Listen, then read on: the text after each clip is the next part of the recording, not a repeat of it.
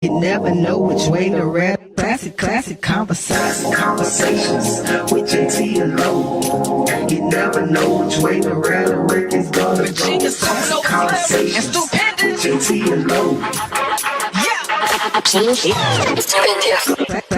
conversations with Jae Tea and Lo. You never know which way the rhetoric is gonna go.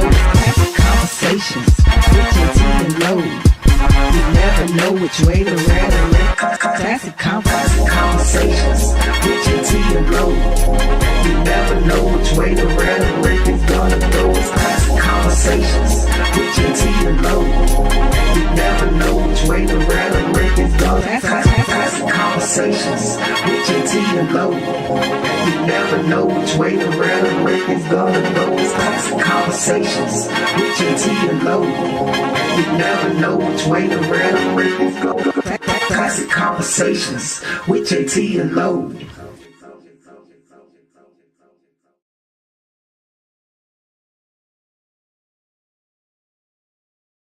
Classic conversations with Jae Tea and Lo. You never know which way to rap. Classic conversations with Jae Tea and Lo. You never know which way the rhetoric is gonna go. Classic conversations with Jae Tea and Lo. Classic conversations with Jae Tea and Lo. You never know which way the rhetoric is gonna go. Classic conversations with Jae Tea and Lo. You never know which way the rhetoric. Classic conversations with Jae Tea and Lo. You never know which way the rhetoric is gonna go. Classic conversations with Jae Tea and Lo. You never know which way the rhetoric is gonna go. Classic conversations with Jae Tea and Lo. You never know which way the rhetoric is gonna go. Classic conversations with Jae Tea and Lo. You never know which way the rhetoric is gonna go. Classic conversations with Jae Tea and Lo. Classic conversations with Jae Tea and Lo. You never know which way to rap. Classic conversations with Jae Tea and Lo. You never know which way the rhetoric is gonna go. Classic conversations with Jae Tea and Lo. Classic conversations with Jae Tea and Lo. You never know which way the rhetoric is gonna go. Classic conversations with Jae Tea and Lo. You never know which way the rhetoric. Classic conversations with Jae Tea and Lo. You never know which way the rhetoric is gonna go. Classic conversations with Jae Tea and Lo. You never know which way the rhetoric is gonna go. Classic conversations with Jae Tea and Lo. You never know which way the rhetoric is gonna go. Classic conversations with Jae Tea and Lo. You never know which way the rhetoric is gonna go. Classic conversations with Jae Tea and Lo.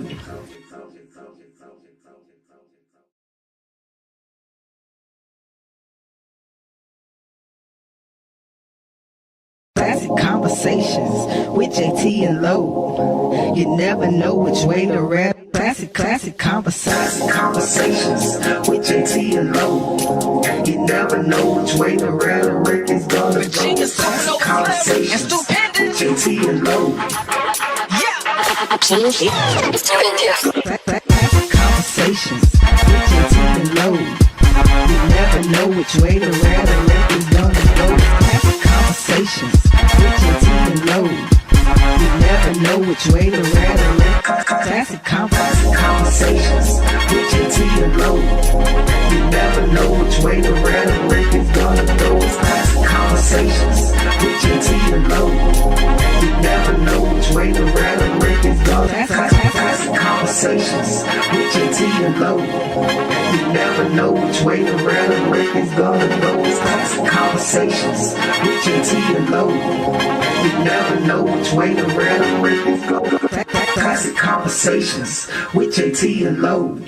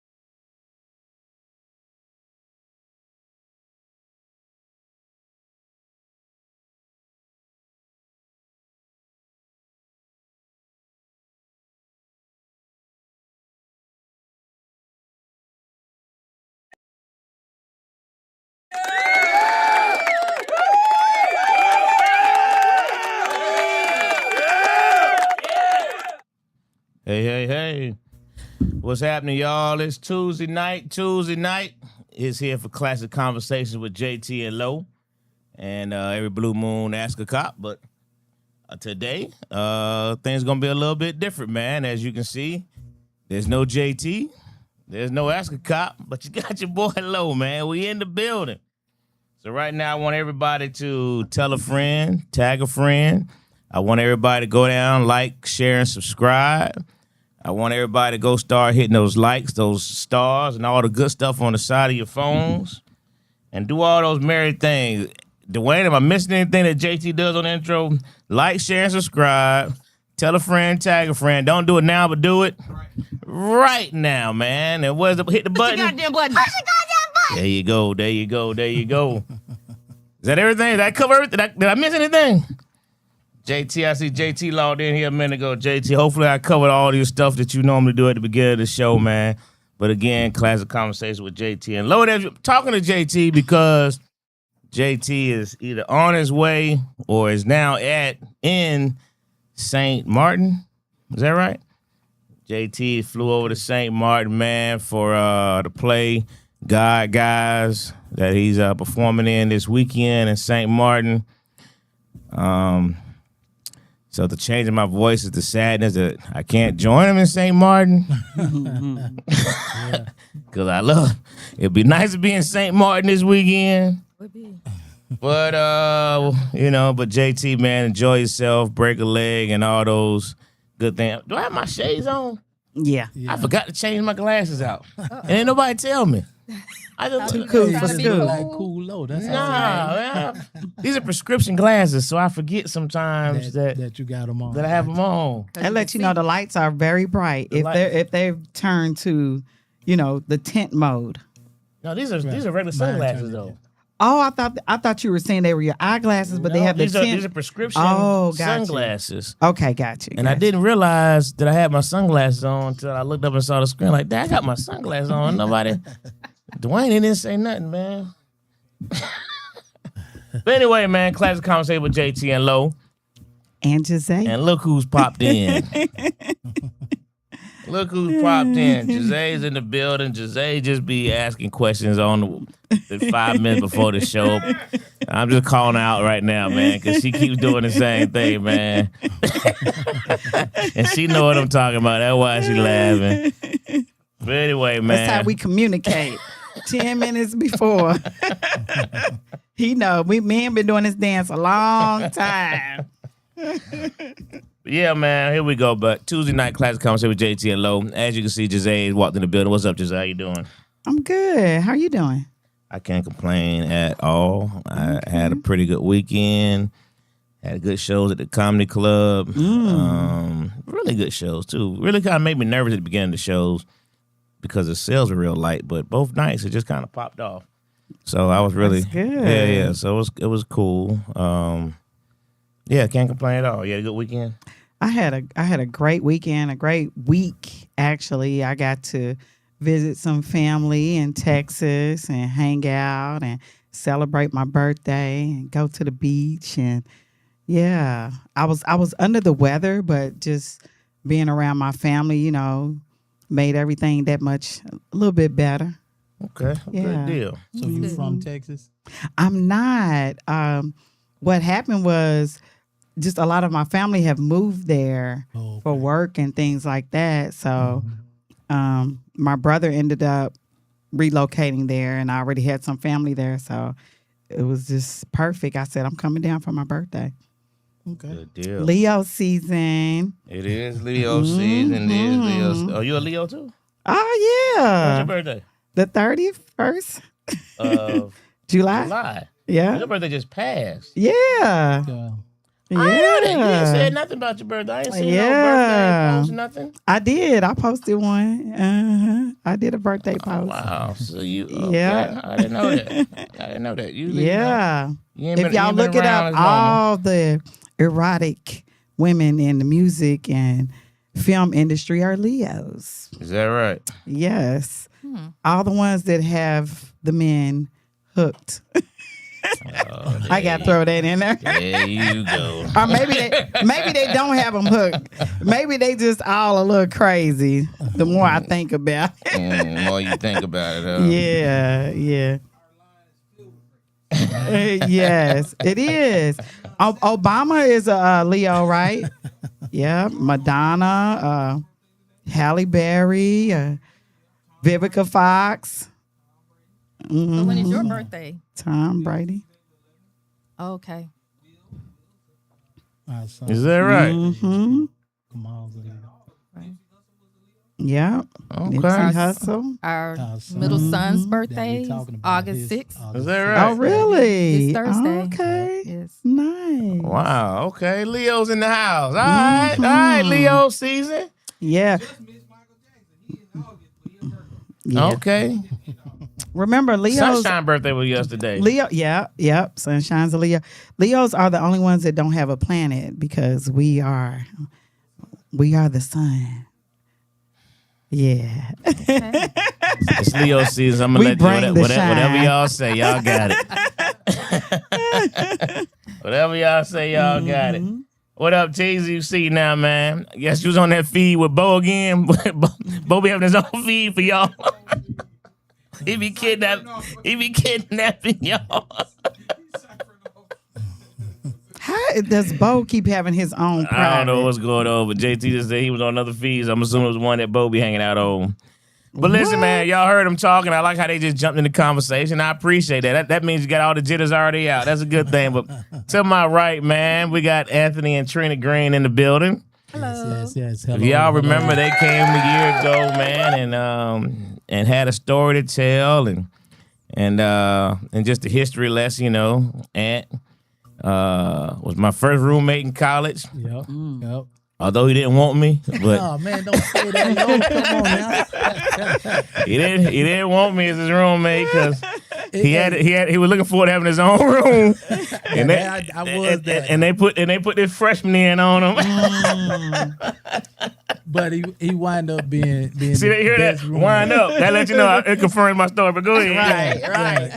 See, it was I guess like the young folks say today, it was a culture change because you had me, this older guy, this old school guy that didn't know, and then I got this young guy coming in who was strictly a East Coast New York rap guru on the history of rap, and his favorite artist was KRS-One. Yes, sir. And at that time, I was like, who?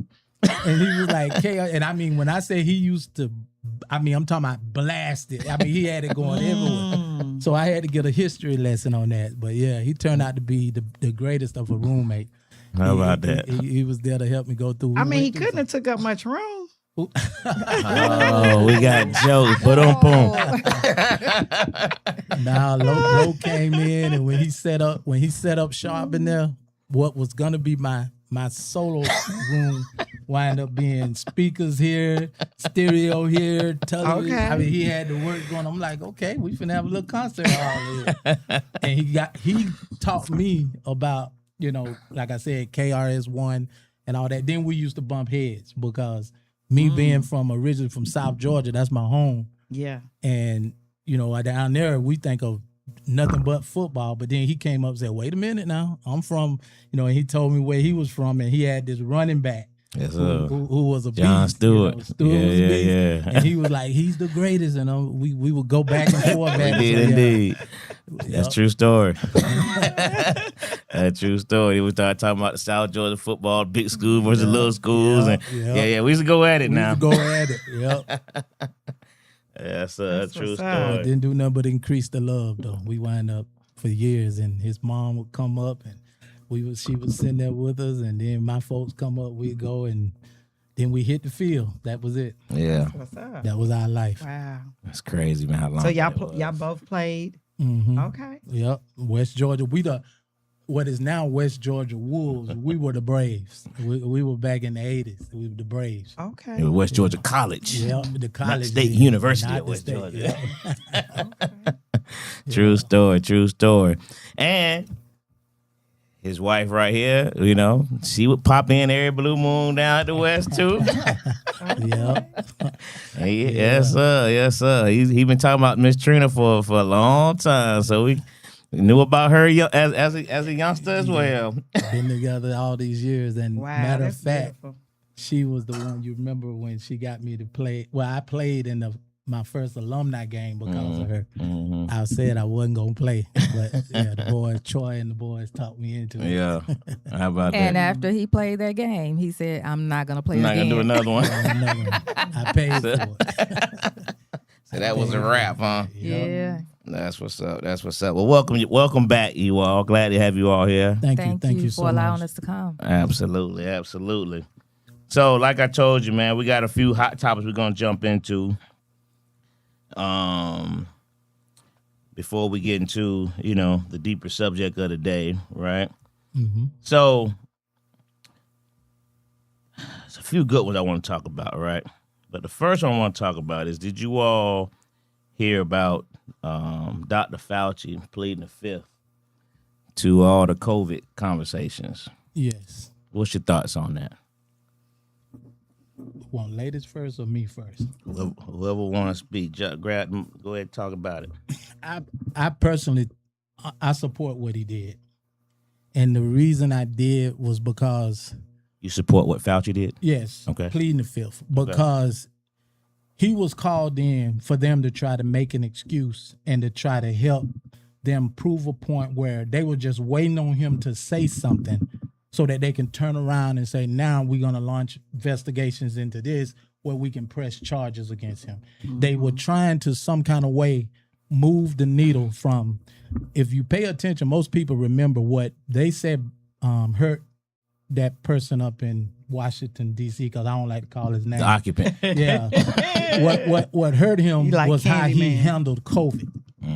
And I thought they the put same. the Or how he blame mishandled. Yeah. right, how he mishandled it. But then Yes. here they trying to throw the blame on Fauci, saying, "Oh, we got your diaries and we got all of this, and did you not know this? Did you not?" You know, they were trying to throw things at him, hoping he answered one of them, and they were gonna take it and run with it. Yeah. So I'm glad he said, "I plead the fifth." Yeah. When you got a leader that plead the fifth over 400 and some times when he was interviewed and nothing was said, you know. Right. So why you gonna now come at this man for doing it 100 and something? Yeah. Yeah. So I'm supportive of him Yeah. doing that. I felt the same way when I saw the clip, because I know, like, the people that were against the vaccines, they kind of jumped on it, right? However, I had a friend that worked at the hospital, that was a head nurse, and she told me during that time, she said, you know, the white people check in and they're here for a few days. She said black people check in and we end up having to put them on a ventilator. So she saw the devastation. They've always tried to downplay it. And the people that are, and I'm not anti or pro-vax. So let me just say that. I feel like whatever you feel like you should have done, you do it. But I saw that there were literally people dying. And so I felt like when they started attacking Fauci, they really were trying to throw, kind of cover up what Trump did, because had he handled it like he was supposed to in the beginning, Right. we would not have been dealing with trying to find a vac, trying to do, keep people from dying, because people were dying. A lot of people don't believe that, but I know people. I had about 4 relatives that got COVID. 2 of them ended up being on oxygen for about 2 years after COVID. So I saw what it was doing, where a lot of people just don't believe it. I had a friend die. Her and her mother died within a month of each other. Wow. So, I saw the devastation, and I felt like they did what they felt like they had to do at the time. Because had there not been an option and people kept dying, people would have been like, why aren't they doing something? Right. So they were going to be damned if they do, damned if they don't. However, if Trump had handled it the way he should have, instead of downplaying it, then we would have been protected. I really feel like we would have been protected. Less people would have died. It would have went a totally different direction. So of course they are going to try to now throw which this administration is a master at just like, look over here. Right. Trying to divert Don't your look here. attention Right. from the mistakes and the things that they are doing wrong, Right. to be like, but he's doing this, so I don't even fall for it anymore. I don't with this administration. I just don't. Yeah. Trina, what's your thoughts? Yeah. Well, I feel the same way that both of you do. I agree that it's okay that he pled the fifth. He has the right to do that. Other people exercise their right to do it, and I think it was not an issue with him doing it as well. Because as Anthony was saying, others do it, and there's nothing said, but now they want to make a big deal because he's exercising his right. So, yeah, I just think they should just leave him alone. Don't give him a hard time about that. So now let me ask you all this question. Based on it, though, based on him pleading the fifth and the way they went about it, and I agree 100%, their intent was to try to get him to say some things, to perjure himself. They were trying to, do it for the show, but try to be able to come back. But Scapegoat. But does it or did it give you or does it give you any pause though? Although, you said a lot of people did die and things of that nature, and not being pro-vac or anti-vac, but did it give you any pause in terms of questioning the validity of COVID? We all agree it was mishandled, but because you got, I know my people can't stand Stephen A. Smith, but he apologized to Kyrie Irving by dogging him out based on Kyrie's stance, right. And a lot of people took the stance of, I'm not getting vax, I'm not buying into it, and then right now, we're all living in a world of people that are vax and non-vax. Right. And they could be right beside you, they could be right in front of you. I mean, they're all around. You don't know who's who. You know what I mean? But we all still in the same inner circle. Correct. So does it give you any question now about it? I would say for me, no. Okay.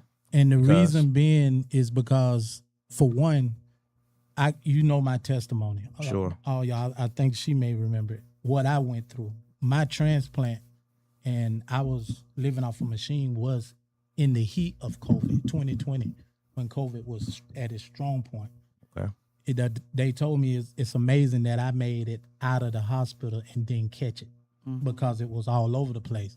Well, my stance on it is we, as today, COVID is still out there. It's stronger. It's a different strain, so it's still there. It's up to you what you decide to do as far as your health. Now, me, I'm going to have to pay attention to what my doctor advised me on, what he do, because I'm dealing with a system that can't fight off everything that you all's body can. So I have to take and pay attention to what they say about each vaccine, about whether it's there, because I got to take it because I need all the help I can with my system. Now, if we look back at how it was handled and what they did with it, I think what caused most of the confusion with it was when you got a leader telling you it's not that serious. It's not anything. And you know how some of them follow everything he said. Sure. That's why a lot of them showed up to his events unprotected when, like, we know Fauci and the presidents were trying to say, cover yourself with a mask. He told them, I'm not wearing one. You shouldn't wear one and you don't have to. And a lot of them were getting, were dying, like you said. I mean, so me personally, I feel that it is the CDC. They gutted it like they did, but we need them to lead us and tell us about these things, because a lot of us and a lot of our family members, we got elderly parents that are living. They can't take that chance and play with life like some of these young folks get it and they cough for a little while and be like, oh, I had it. It ain't nothing to it. I got sick for a minute and I got better. Well, guess what? There's some people who got it. I got a good friend of mine who can't talk very clear with his voice now because he had it. Yeah. So that's why I say I'm with it, but I understand some people's choices not to, and it's you playing with your life, and I can't do that with my life. It's too much. Yeah. Well, it has not changed my stance at all. One of the things that I think caused a lot of uproar was during a time when a lot of employers were mandating that their employees be vaccinated in order to maintain their positions. And there are some people who they stood firm and they made the decision not to do so. And I think that is their right. But, you know, that was just one of the rules that some employers had.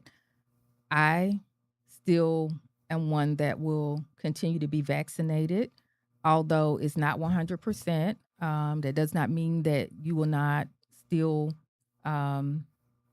get COVID just because you're vaccinated, but it's still important to, as far as I'm concerned, to still be vaccinated because, as Anthony was mentioning, there are other strains that have come out, and as they produce additional vaccines each year, it's based on what those strains are that are out. So we just have to, I think, do our due diligence in trying to protect ourselves and protect others. Because one of the things that really bothers me that I would hear some people say when they refuse to be vaccinated is that, well, I don't know what they put in that. I don't know what's in that vaccine. Well, truth be told, other vaccines that you've had, you really don't know what's in them. Yeah. So I don't think that is a valid reason to decline getting the vaccine because you're not familiar with exactly what the components are within the actual vaccine. Because even if they told you, most people still would not know what that is. But I just think it's important for us to, with whether it be COVID or any other type of disease that we're trying to prevent, we have to make sure that we're trying to protect ourselves and protect others in the community and our loved ones, because a lot of times there are parents that are making these decisions for their children and not getting them vaccinated because of their thoughts. And the children are getting sick, and in some cases, some don't make it. So even if it doesn't 100% prevent them from getting sick, it helps them to fight if they do contract it. So I think people need to look at it from that standpoint. So for me, I think it's still important, and it hasn't changed my stance. Okay. I think they've overlooked the fact that, like you were saying, there's been vaccinations have been around for years, right? Because these different diseases were killing us in droves and, you know, like huge amounts of people, just like COVID did. So we've been trying to do, and sometimes vaccinations are going to have an adverse effect on it. But when you're talking about that, like even in the thread when I read Fauci, when I saw the clip, you had a thread full of people saying why they didn't do it and how people were dying. And I said, but you had millions of people die from COVID. That's right. You're not getting any numbers anywhere near millions of people dying from the vaccine.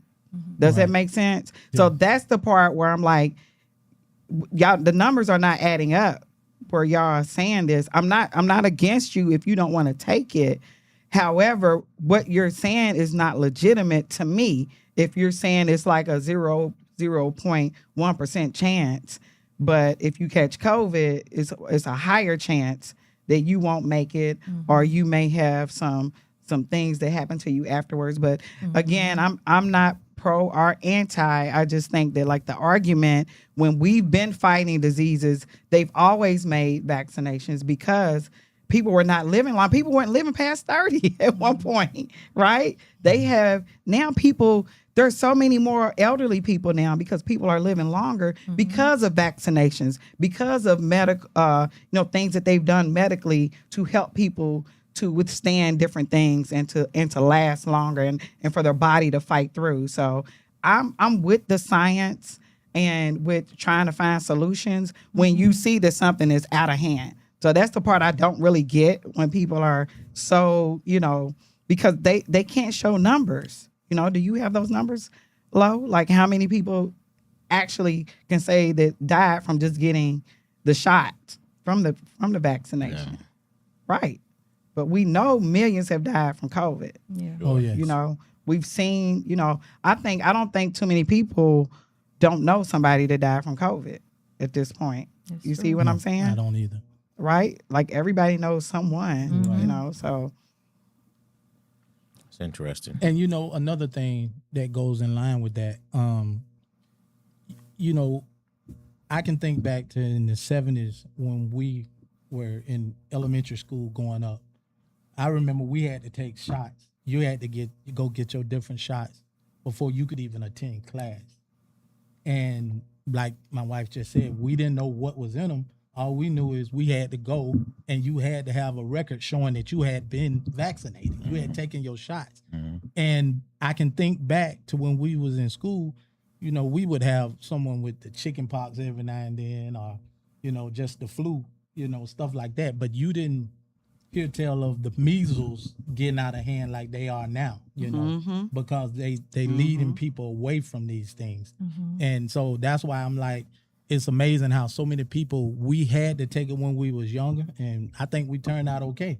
You know what I'm saying? But now all of a sudden people be like, oh, it's destroying your children, it's doing this. But I can say, like I said, with me, if I didn't have it, I caught COVID. My wife and I caught COVID.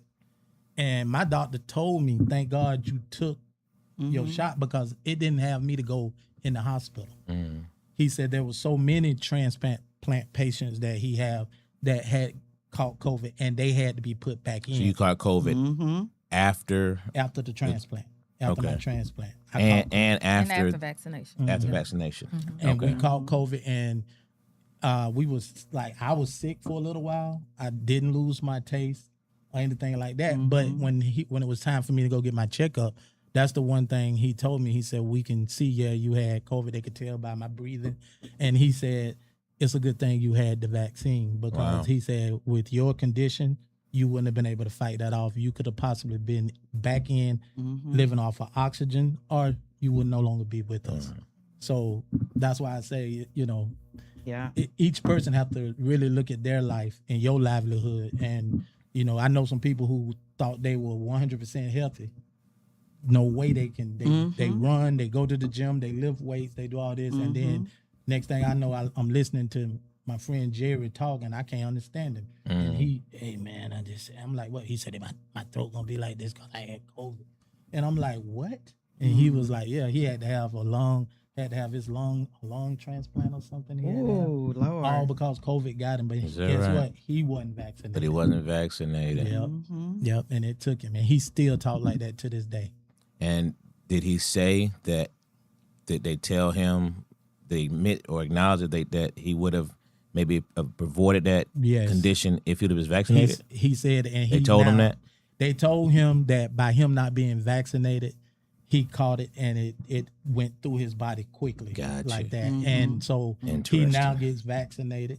He makes sure he stayed on. But he said he's like me. He have to, because he can't fight it off. He has to now. Yeah. Yeah. So that's why I say it's interesting. It's different stories from different ways. It's up to you and how you feel about your family, your health.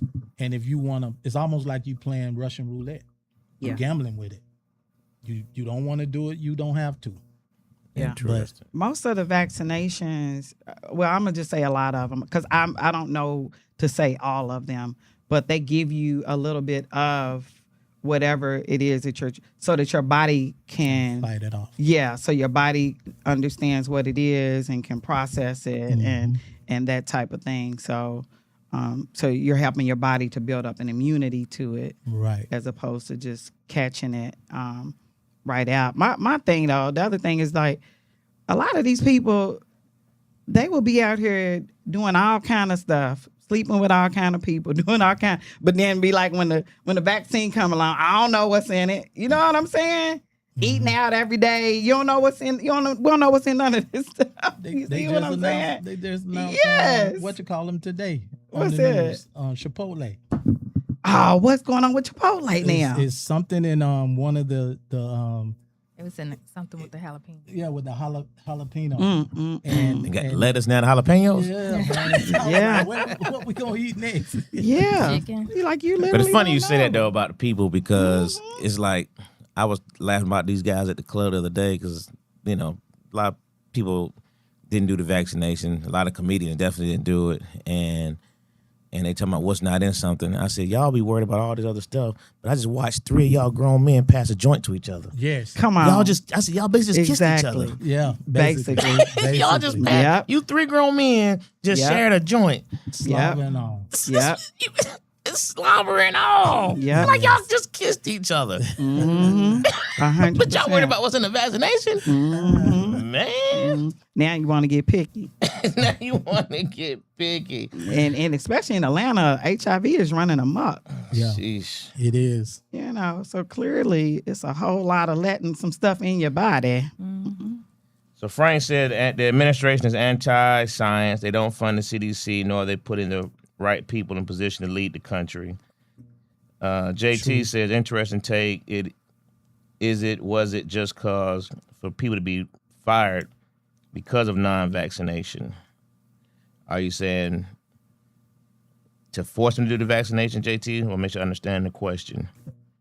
MJ said, I was forced to take the first shot because you couldn't travel. Now, MJ, you said, use the word forced to. Are you saying that you would have, you didn't want to take it, or you wouldn't have taken it had you not wanted to travel? Or was that just a motivating factor? I'm curious to know. Just because you said forced, so would you have taken it without that, I guess? Are there lawsuits that can be filed because of this Fauci situation? Well, that's what they're trying to figure out. That's why they're trying to get him to expose himself or whatever. Supreme Monk said Kennedy snorted cocaine off a toilet seat. He is not anywhere near Fauci brain level. The thing they're trying to hit Fauci with is BS. All the conspiracy theory crap is just that crap. Human beings can survive without some vaccines. Over time, our bodies can adapt. What about those who can't? True. Yeah. And that's the thing. That's exactly what I'm getting at, is that most of these vaccines were created after you had hundreds of thousands of people dying. Right. Not just, 10, 20, hundreds of thousands of people. So There's then an they epidemic. said we have to do something for population control to help people to live, So I'm not gonna say I don't think that anything's gonna be 1,000% foolproof. It's just no No. way around it. No. There's no way to do that because everybody's body is different. Right. Correct.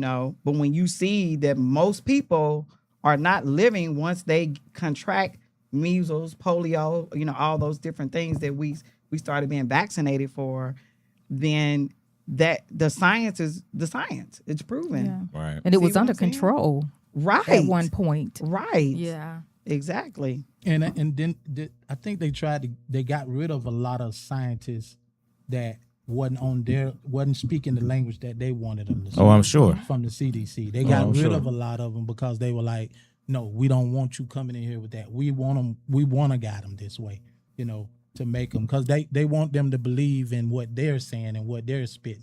I mean, you look at who running the CDC now. This man was the biggest conspiracy theories about. That's what we're talking about now, snorting cocaine off toilet Yeah, seats. I mean, so how I mean, can this you the guy put a we- this guy we man trusted. doing that and put him over this country's healthcare? Correct. There's no way I would listen to him. I don't care if he was in this room right now. I wouldn't Yeah. listen to him. I can't even the way he talked. I don't know what happened to him. Why his voice the way it is. Probably didn't get vaccinated. Yeah, that's what I'm thinking. Probably had COVID. The reason you talk like that, Love you. So I know but I would be paying that's why I was kind of in agreement when I'm not saying it's right. I'm not going to say it's right.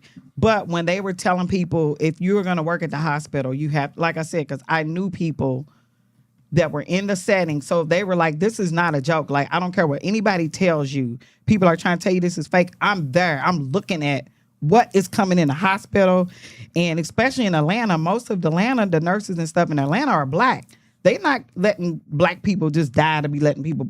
You see what I'm saying? Right. They're going to give them the best care. It's not like, oh, they were getting a different standard of care. No, that virus was literally breaking black people, people of color, people of Spanish descent.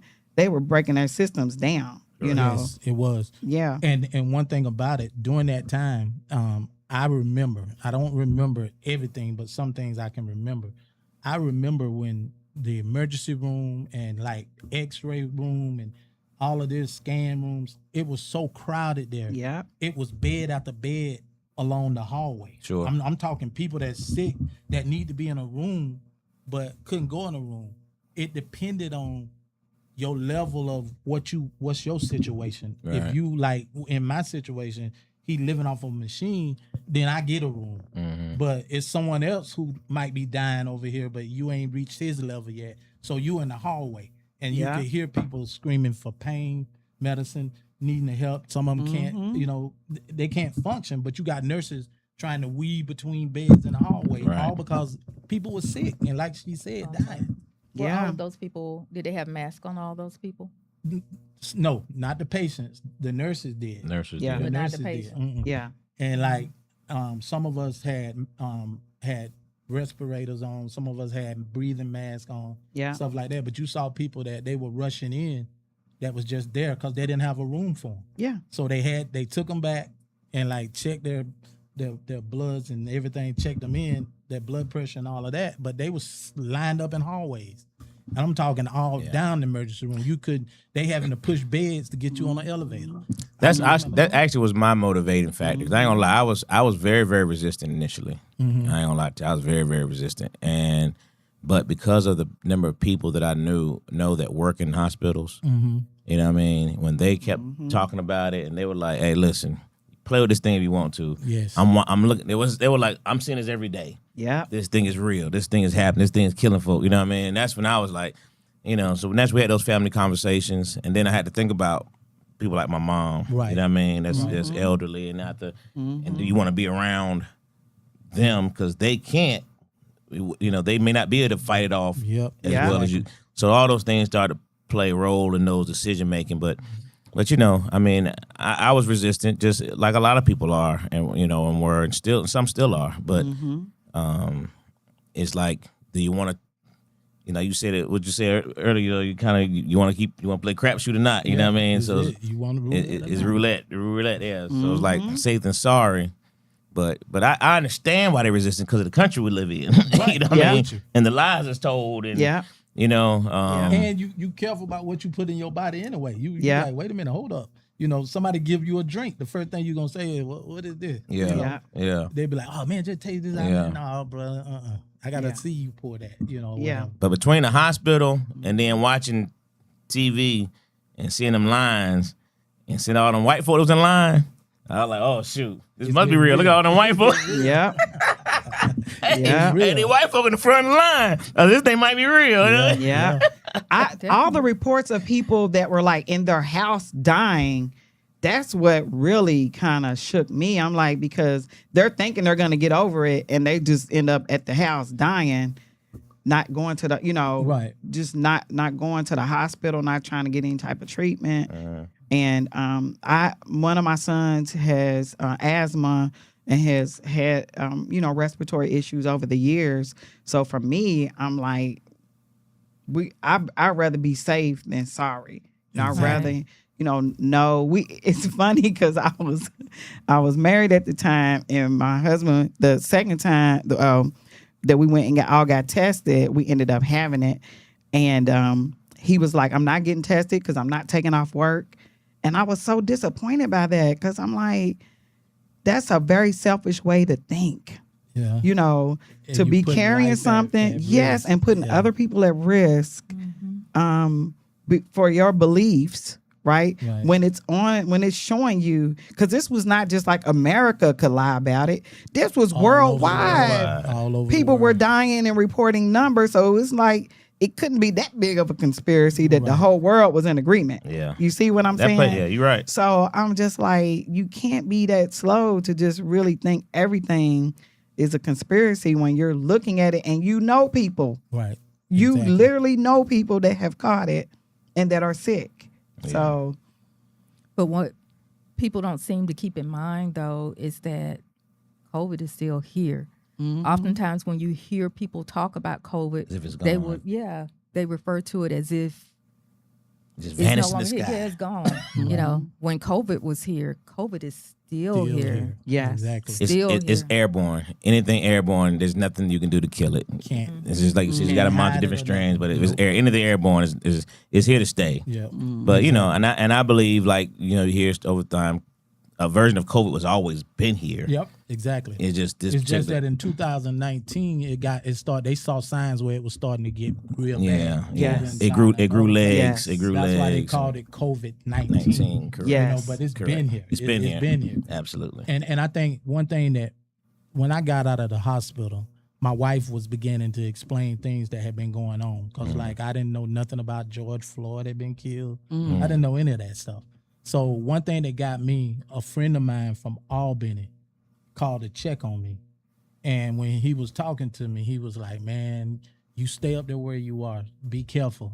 He said, don't come to Albany. And I'm like, I'm not What's going going home on? no time soon anyway, but what's going on in Albany? He said, man, COVID down here is terrible. He said they shutting down parts of the hospital just for this, just to have a ward for nothing but COVID people. And then I saw on the news up here where they were talking about Albany. Well, he told me that it was two guys that we used to shoot ball with. Their mother died.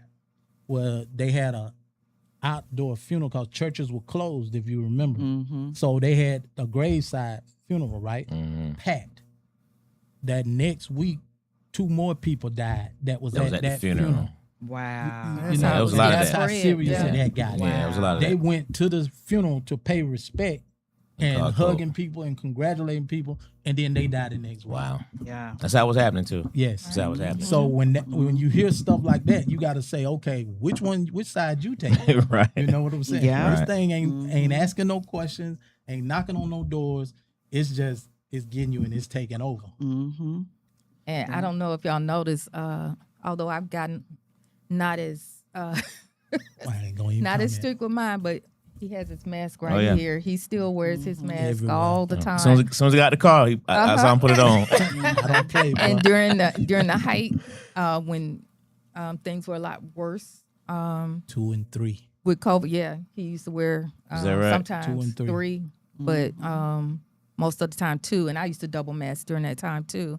But it was a long time before either one of us. Well, he rarely takes his off, but it was a long time before I stopped wearing mine. Gotcha. And I still have people who ask me, and, Yeah. and a lot of times, you know, how I was in college. I'm still that guy sometimes, and I look at them like, you know, I used to look at them and like, what you asking me that for? Right. And I say some more words like that, but now, you know, I just look at them and I tell them, you don't know my story.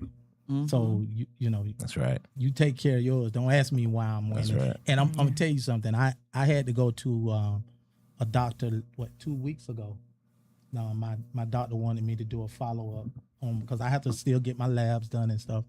And I'm sitting in the doctor's office with my mask on. I had it on from the time I got out my car, like you said. When the doctor, this young doctor that I've never had before, he comes in. This is who I'm gonna be seeing, and he sat down and he wanted to shake my hand, but I dapped him instead of shaking his hand because I heard your voice just come out of the room next door, and you Nah, ain't ain't no wash stop. your hand. You ain't wash Yeah. your hand. You ain't go to Yeah. the sink. Just with that or sanitizer, nothing, doing you it, that's know? not enough. Hey, he came straight in with his pants, sat down. Hey, Mr. Green, I dapped him up. When he sat down, the first thing he asked me is, are you wearing your mask because of health reasons, or you just want to wear it, or are you sick? Mm-hmm. And I looked at him at first, and I'm like, "You a doctor? Right. It's a doctor's office. You probably got people in here now who got COVID Right. or sick or something, Right. and you want me to just take mine off? And I'm just meeting you." Right. And I told him, I said, "No, due to my health reason, I'm sure you see it because you have my chart." I said, "I wear my mask," and he said, "Smart." That's what he told me. Is that Smart. right? He should have his on. Yeah. Right. Yeah, I was like, "Man, Yeah. what are you asking me that for? And you a doctor?" Yeah. But people been wearing masks. They just it wasn't, of course, not like the amount of people during COVID, but I would just randomly see, you know, elderly people with Allergies. masks on and stuff. And so I'm just like, I don't even question it if Yeah, I see allergies. somebody. I Some had people- mine Yeah. on earlier. Oh yeah, A lot of people are allergies, during yeah. pollen season. I've been wearing a mask during pollen season Yeah, for years. You have to because Because otherwise you in the hospital Hey, for that. you feel like you're gonna die out there, can't breathe, nothing. Right. Yeah. So real quick, Frank says herd immunity takes time. You can risk it and wait on your body being able to defend itself naturally, but you can also die while you're waiting. What's up, B? What's up, Kiki? Checked in. Supreme says why we have vaccines, some will not adapt. Viruses have nearly taken out mankind several times. Who wants to take the chance? Exactly. Fauci shouldn't have appeared. He has immunity. They can't do anything to him. He should have told him to kiss his. You know what? Frank says he's immunocompromised, so he took it then and still takes it now. JT, anytime you go on your beliefs, you'll be considered selfish. Very true. It's a Sandman. There's people that still believe the earth is flat. Those people usually smoke a lot of weed. Yeah. Frank. I'm reading it. No, I told Trina, look what that boy wrote. I tell you, Frank get a nap before the show. He's dangerous, man. Boy, he's on a roll. Frank says for his breath. Oh, boy, Frank's so stupid. Question, does the mask protect you or prevent you from spreading? I think combination of both, right? Yeah. Yeah. Both. That's why I say protect yourself and others. Yeah. Yes. When COVID first hit, folks were doing the kid and play kick in place of the dap handshake. You ain't lying. Yeah. They'll never wash their hands, never shake their hands in airports, games, etc. That's the first time someone told cheeseburgers. Frank, you got a nap in, cheese. Hey man, listen, we're gonna take a quick break. We're gonna take a quick break, man. That's a great hot topic. We're gonna take a quick break, and then we're gonna kind of get into the subject at hand for the night, and then we're gonna have another topic towards the end before the top 5. So give us 2 minutes, 2 seconds. We'll be right back. Classic Conversations with Jae Tea and Lo. And to say. We'll be right back.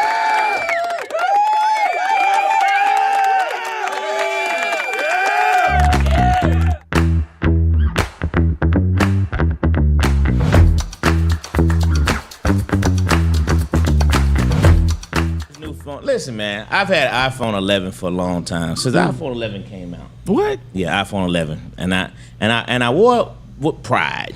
Because I was like, I'm not getting a new phone every time one of these things come out. That's fair. You know, the whole family got better phones than me, and it's okay. So I'm at Sam's, right? And I'm unloading my cart, and my mom calls me. I put it on the speaker until I get my Bluetooth. You look in the parking lot, it was dry to the left, it was dry to the right, it was dry everywhere you could see. My phone's on the back of the trunk. It fell down in the only freaking puddle in the entire area. And that phone went face first. That joke ain't been back on since, man. It went zoop. So Lo, I'm gonna just go and tell you something. That iPhone 11 decided it wanted to die. It jumped. It jumped ship.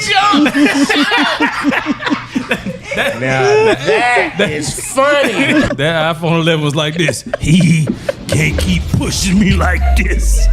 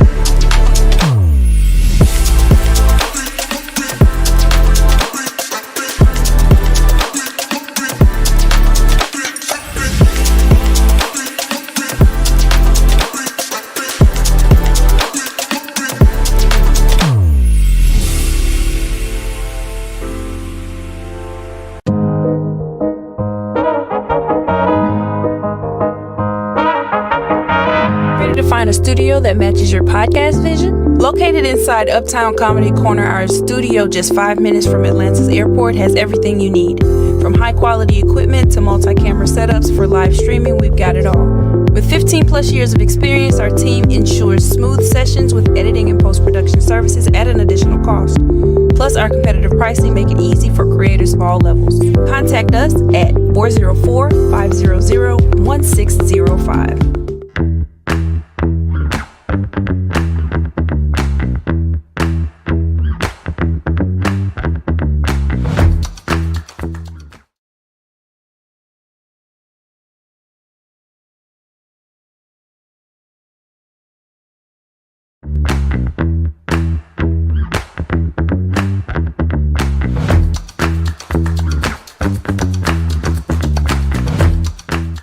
Listen, man, I've had iPhone 11 for a long time since iPhone 11 came out. What? Yeah, iPhone 11, and I wore it with pride because I was like, I'm not getting a new phone every time one of these things come out. That's fair. You know, the whole family got better phones than me, and it's okay. So I'm at Sam's, right, and I'm unloading my cart, and my mom calls me.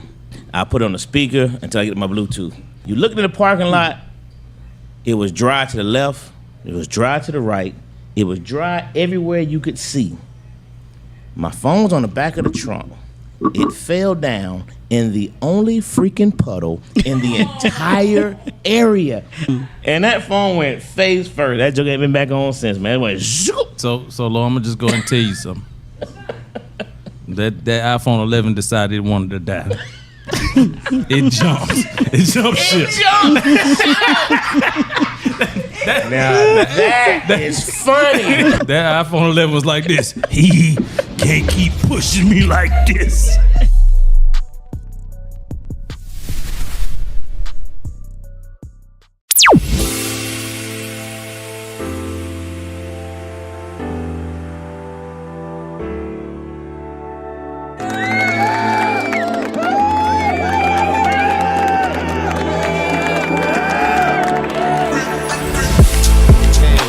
Back, man. Klassic Konversations with Jae Tea and Lo.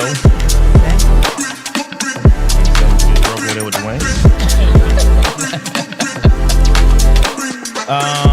We're back, man. We're back again. If you're watching us, please like, share, and subscribe. Tell a friend, tag a friend. Make sure you hit some of those heart buttons on the right hand side.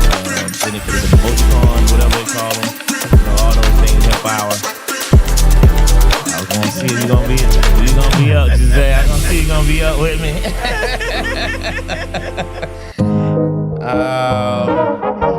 see here. You wanna say that in the comments first? Ready to find a studio that matches your podcast vision? Located inside Uptown Comedy Corner, our studio just 5 minutes from Atlanta's airport has everything you need. From high-quality equipment to multi-camera setups for live streaming, we've got it all. With 15 plus years of experience, our team ensures smooth sessions with editing and post-production services at an additional cost. Plus, our competitive pricing make it easy for creators of all levels. Contact us at 404-500-1605. That's awesome. From New Jersey. Okay. That's what she wanted. Okay. Well, congratulations. Congratulations. Boot camp. Out of all places, boot camp. Wow. And they said they didn't like each other in boot camp. Yeah, it's hard to like people in boot camp anyway. Well, congratulations to y'all. Absolutely. That's beautiful. So with that being said, we said in the beginning, you know, this lovely couple came up here, particularly Ant came in and shared his story. Literally a life and death story. You know what I mean? Miracle. And then miracle, and then how your queen here, you know, gave you the strength and her own stubbornness to say what's gonna happen. Right. And that's a beautiful story, man. Y'all should definitely have your memoirs because y'all have a story to tell. Yep. I've been asked to do a movie. They said you got something to really say. You got a story to tell for sure. Yes. But you should definitely do the memoirs, man. But Testimony. So, just want to kind of dive in. If you want to recap slightly about, you know, your son, what you all had to go through, what he went through, and then what you are doing in his memory. Y'all take the floor.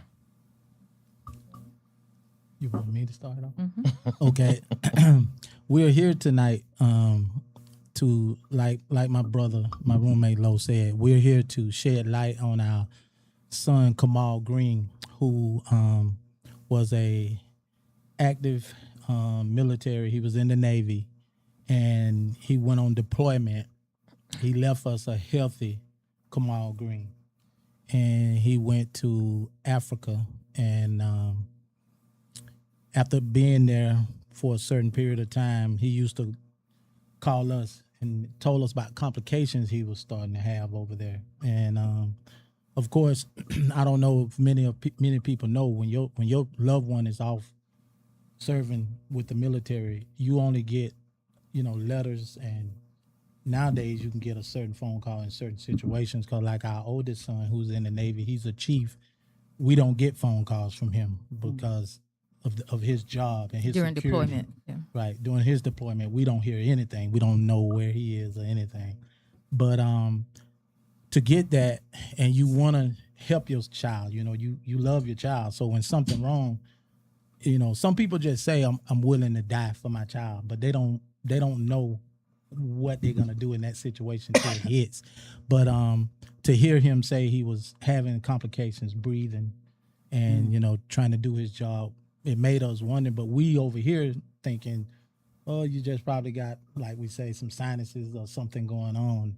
And we didn't find out till he got back over here how serious it was. And when you raise up a child, you raise them with the intent that we want to be able to watch them grow, become the man that they are, that he did, become, and watch them go on with their life. But then when that life or that plan that you got or that vision that you got hit a roadblock, it hits you hard. So we learned that our son had a medical condition, and he had to have some tests ran and all of this, and we still trying to just think of normal things that it could be. And that's when we started getting, word of some other complications that were going on. Well,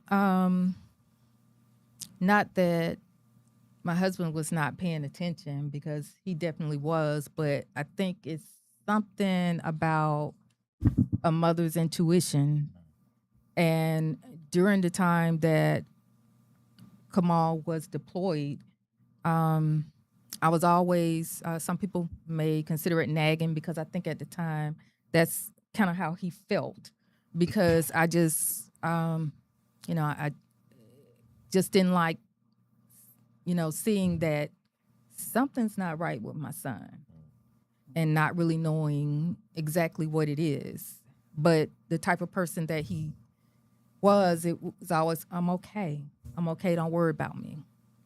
But as Anthony was saying, once he came back home, he still wasn't well, and actually he was getting worse and was going to see different specialists, and nobody Losing weight. really didn't know what was going on with him. It got to the point that every time he went to the doctor, and he saw multiple doctors, and actually ended up having to go in inpatient a couple of times, but nobody really knew what was going on. And I was like, what do you mean you don't know? Then ultimately, we were told, okay, well, he needs to have open heart surgery. Like, what? So we go for the open heart surgery.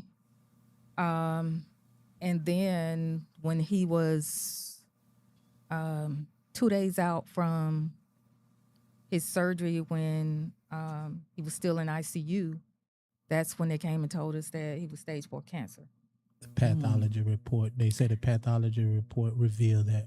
Yeah, so at that point, of course, we were all in shock, because Kamal had been very healthy. Kamal was the type of individual that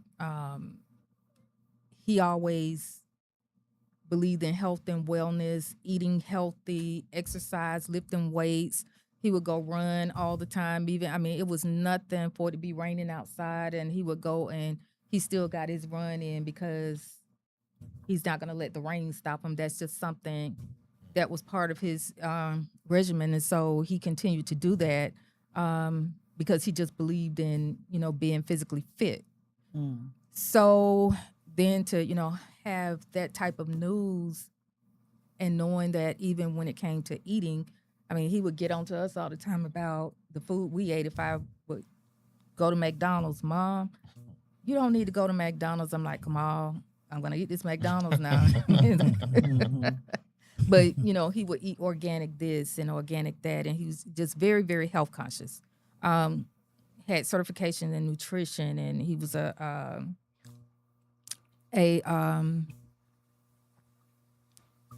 certified nutritionist and trainer, certified trainer. Sorry, and he also worked as a physical therapy technician in the Navy and was going to school to become a physical therapist.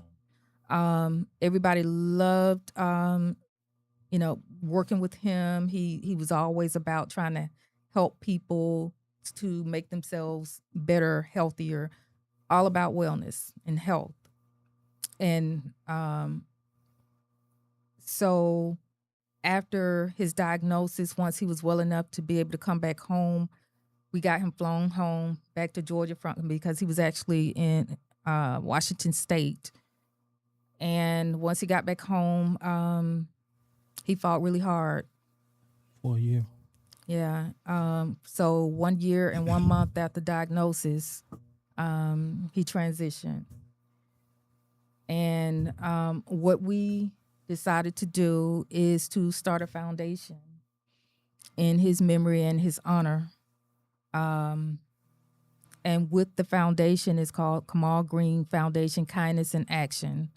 And we came up with that name because one thing about Kamal, he was a very giving person. He was a very kind person. He always put everybody else's well-being ahead of his own. And I know it's a cliche. He would give someone the shirt off his back, if they needed it. And even if they didn't, if he thought they needed it, he would do it. But that's just the kind of person that Kamal was. So he had a very big smile. He liked to laugh, make people happy. And if he saw that someone didn't seem to be happy or may have been having a bad day, he would, come over and talk to them. He didn't even have to know the person. He'd walk in the room and didn't meet a stranger. That's just the type of person that he was. And, it didn't just start once he became an adult. Even as a very young child, he always had a caring and nurturing and giving spirit. There were so many days I would come home from work and I'd just be exhausted. And he would see me sitting there and he would just come and just start massaging my feet. He would do things like that. And even once he came back home and he was sick and there was so many days that I know that, he was in pain, he was hurting, but you ask him and he would say, I'm okay, but I know he wasn't. Right. He would come in, I would be working, I was working from home, so he would come in and sometimes I get engulfed in, doing my work and I forget to eat. And I look around, he comes in and he's bringing me food. Okay, we need to be catering to you. But again, that's just the type of person that Kamal was. So that's why the kindness is part of the name of the foundation, because that really exudes the type of person that Kamal was, and it's a very good descriptive for Kamal. And the action part, because there were so many times that Kamal would do things for people and he didn't do it for accolades or just for people to know. Brag and say, or brag. Yeah. A lot of times he did things for people and people knew nothing about it. We heard so many stories after he transitioned about things that he did, and we were just in awe. I knew about some things that he had done, but hearing some of the other things, I mean, it made me even more proud of him than I always was when he was here physically with us on Earth. I'll try not to be, long drawn with this, but I'll tell a quick story about during the time he was in high school. Okay. he worked at TJ Maxx. Actually, all three of our kids The worked three at brothers worked there. worked yeah. at TJ right? Maxx, yeah, and each one had their own personality there and a different type of employee. Different type of employee. But they love Kamal. Oh yes. They love Kamal. I tell you, when he got ready to leave, when he got ready to go to the Navy, they threw him a going away party like he was a grown the CEO or something. yeah, Really? someone Yeah. that had been with the big company for Wow. many years. I Right. mean, I was surprised, but that just again showed the type of admiration that people had for Kamal. But Terry, the difference between them and the way. oh they yeah. work there, Oh, I was getting ready to tell about the story about what he did with the customer. That was now Kamal loved Yu-Gi-Oh and Pikachu and all those. Yeah, I can't pronounce all of them. And Pokemon stuff. yeah, Pokemon. That's Okay. what it was. And now our sons are probably at home watching and saying, "Oh my goodness, they just butchered that." But anyway, Right. but Pokemon, and he had a huge collection of Pokemon cards and Valuable ones. yes, a lot of valuable Pokemon cards. Every game that had come out, he had it. He had the game systems and everything. But one day, as he was working at TJ Maxx and he was on the register, and there was a lady that came in with her son, and he had a character on his shirt. And Kamal, being Kamal, he started a conversation with the little boy and was talking to him. And so during that conversation, he learned that the little boy liked Pokemon. And so Kamal asked the mom if she was going to be back in there the following week. And she said, well, I may come back in here. And he said, well, when you come back, look for me. Well, what Kamal did, he had taken all his cards that he had collected, all the games, and one of his game systems, and he gave it to that little boy. Wow. Now, me, I'm like, you did what? Right. Right. Because I'm thinking about, the value of all of that. But for him, he Wow. was doing something nice for this little boy. And, Wow. that again is the type of person he wasn't, this is during the time he was in high school.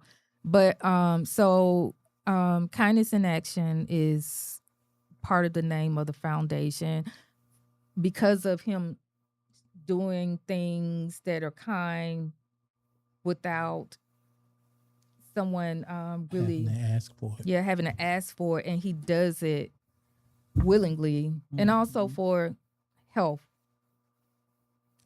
the action from physical fitness, exercise, wellness, health, all of that. So it's twofold. So what we're doing with the foundation, each year we are holding a 1 mile run walk. And during this 1 mile run walk, it's an opportunity for us to honor him, honor his memory. And also it serves as a fundraiser also, because what we do, we take donations from different individuals, and we utilize those donations to provide physical therapy and rehabilitation sciences scholarships to students.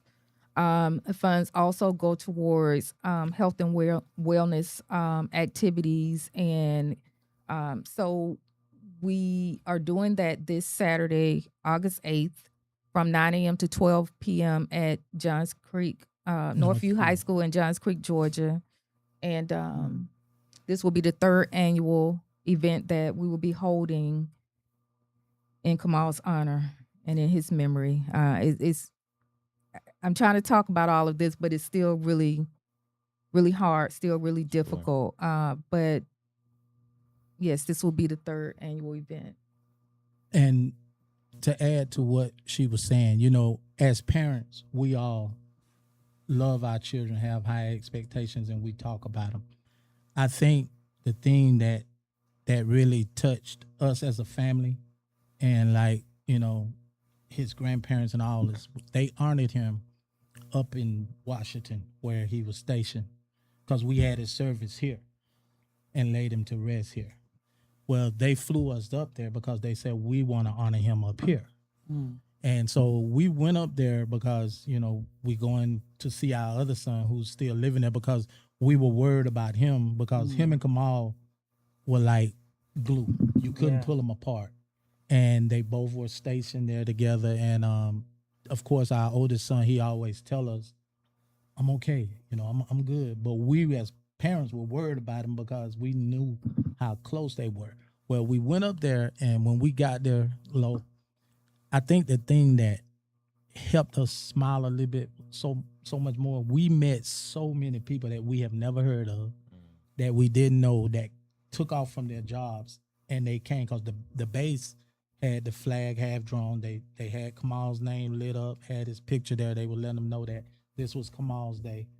And we heard testimony after testimony of different things he did to help people there. We had people come out and was like, hey, my name is, you know, they give us names and they were like, you never met me, you never heard of me, but he did work on me when I was injured. And they was like, the way that gentleman treated me, he said that I was in pain, he talked me through it. He, you know, just to hear the things that he did, you know, made us look at it like, wow, you know. So that's what led to us saying, because he had told us his dream when he got out the military, when he retired, he wanted to open up his own place of business to help others and to get them back. So that's why we started this up also, to help keep his dream alive, where he wanted to help people. And I think one thing, and we thank you for getting this word out, letting us talk on your podcast for this, is because we get the flyers out, we talk to people, we have family members all over Georgia, Florida, Washington, everywhere getting the word out. We get the responses on social media, but here we offering scholarships, and my wife put it out, and you'll be amazed how all the students that's in school, so many of them didn't even put forth letter, and we telling them we giving out scholarships. And a lot of them, you know, some of them, because my wife is working with Georgia State, who also is trying to get students and have students to get this money. Y'all need help with school, and a lot of them, it's like it fall on dead ears. You know, they don't hear it. So that's what we're trying to do: spread the word to let them know that this is going to be an ongoing. This is not just we stopping after this. We keeping this going, and we trying to escalate it and get it more, because we're in the talks of trying to increase the distance next year. We're gonna have 2. So, you know, we just want to make sure we get the word out that this is not just for our son. It is, you know, for us to make sure his dream is there, because he wanted to help others. Right. So we're really trying to bless other students to accomplish where our son didn't get the opportunity to accomplish, because that was a dream of his, to be a physical therapist. And since he didn't get the opportunity to fulfill his dream, we want to be able to help others accomplish that. So that's why this mission is so important to us. But it's difficult, it's challenging, because, you know, it's interesting, like Anthony was mentioning about social media, or, I mean, we really not just utilizing social media, but we've gone out on the weekend, we print out flyers, and we go out and we talk to people.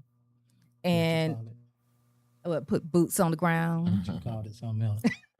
Yeah, I said we put boots on the ground, but instead of the boots, we had on Crocs. So we put Crocs on the ground. Crocs on the ground. And we went out, and we were just really trying to expand awareness about the Kamal Green Foundation, spread awareness about Kamal and his legacy, and what we're trying to do with the foundation, and how we're trying to help other people through Kamal.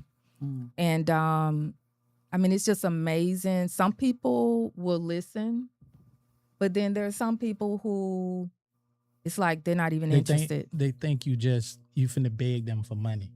I mean, we were literally, some people, and I hate to say it, it was more of us that as soon as they saw us with paper in hand, here we got our son's picture on it. They didn't even allow us the time to let us hear what we about to say. One guy told me first thing, I ain't got no money.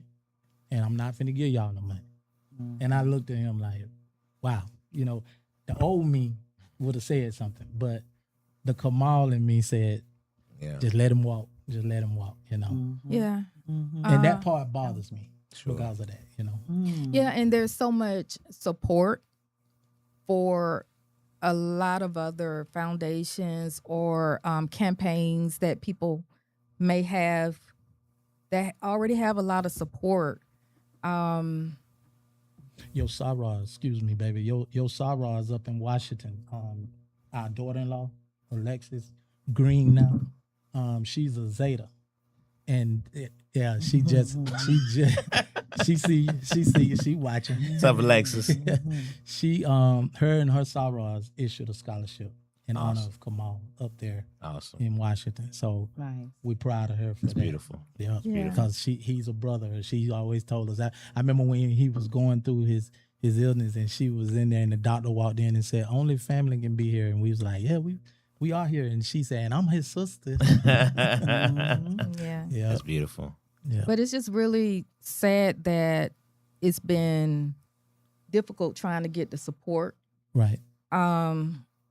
even with the media, because there have been a lot of times when we've reached out to the media trying to be able to go and spread awareness and talk about Kamal. And I mean, I don't want to minimize the importance or value of any other campaigns that people have going on, but a lot of them already have a lot of support. And we feel that our son's life and the mission of this foundation is just as important as those others, but so many people, you know, they see it, say, for example, on a social media post, they see it, they might like it and just scroll through it. But when it comes to someone else, if they post something, Jump all over it. people jump all over it. Oh, yeah. And that's sad. It's a real Yeah. thing. That's really sad. What type of support do you guys need to be successful? We need More participation. more participation, and that is with our community activities, as well as donations, because it's through the donations that we're able to support Continue to ongoing, keep it going. right, and to give out ongoing the scholarships. activities and scholarships. Actually, this year, the plan was to award 3 scholarships at our Run Walk event that we're having this Saturday, but we're only going to be awarding 2. And that's because of the lack of, I guess, interest, people not wanting to take the time to complete the application process. And really with this scholarship opportunity, it wasn't difficult. And it's not a long It wasn't process. difficult, especially when you look and compare to other scholarship applications that people have to submit and the amount of information they have to provide. It really was not a difficult one, but I'm very excited. We're excited that we will be awarding scholarships to the 2 students this year, but we want to do more. And we want this foundation to continue to grow and be able to support even more scholarships. So that's mainly what, we're wanting to do. And so that's the type of support that we need. And if I may say something, I wanted to make sure, like, we're having the event at the high school where they graduated from, but for people that is not able to make it here, we also have people like going to be in Virginia, some people in Washington. They do it virtually. Right. What it means is you go ahead and make your donation, but some of them take pictures where they with their family. They walk a mile where they are. Oh, wow. And they send us the pictures to put in For our videos, for yeah. our videos to add to Nice. it, letting them know that they honored Kamal too, but they had to Nice. do it in Washington or Virginia, Nice. wherever they were stationed. A lot of his military, but it's they do it, and they send us the pictures or the videos of them doing it. So we want to let everybody know, if you can't make it here, to Johns Creek to participate In wherever person. you are. Yeah. You can walk a mile. You know, And it doesn't have to just be a mile. And we know that everybody's abilities are different. I mean, what we may have been able to do 5 years ago, we can't do now. That's just the reality. Sure. So, you know, everybody may not be able to run a mile. They may not be able to walk a full mile, but just coming out and being supportive, being active in some capacity, that's showing support.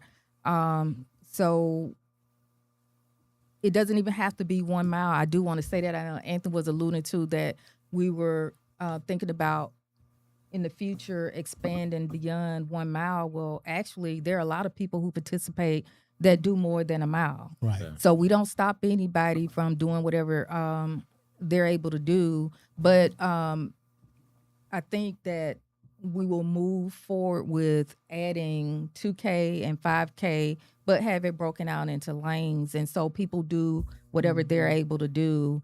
And it's all about, you know, the support. And I do also want to mention that if anybody wants to support the Kamal Green Foundation and our mission, they can go to raceroster.com, and that is RACEROSTER. Dwayne, you getting that?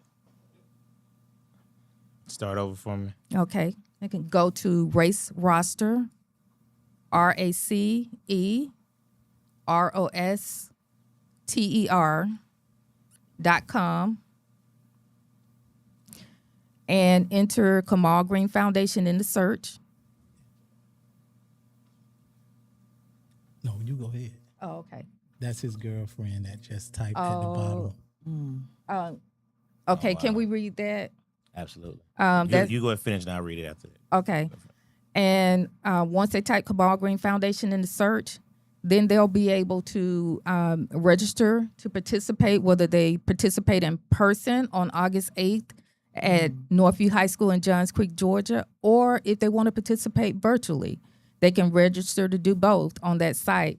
Also on the site on raceroster.com, they can find out a little bit more about Kamal and about the mission of the foundation, and also see a few pictures that have been uploaded from the previous 2 Run Walk events that we've had. 2024 was the first one. 2025 last year was the second. So this will be the 3rd annual event. So we will be posting additional pictures after this event. But again, anyone who participates virtually, and we have had some people who participated various areas of the United States. Kamal touched a lot of people. So from his duty stations in different locations, there have been people who have continued to be supportive and participate virtually and send the videos or either the pictures to us. So some of those are actually on the Race Roster site as well.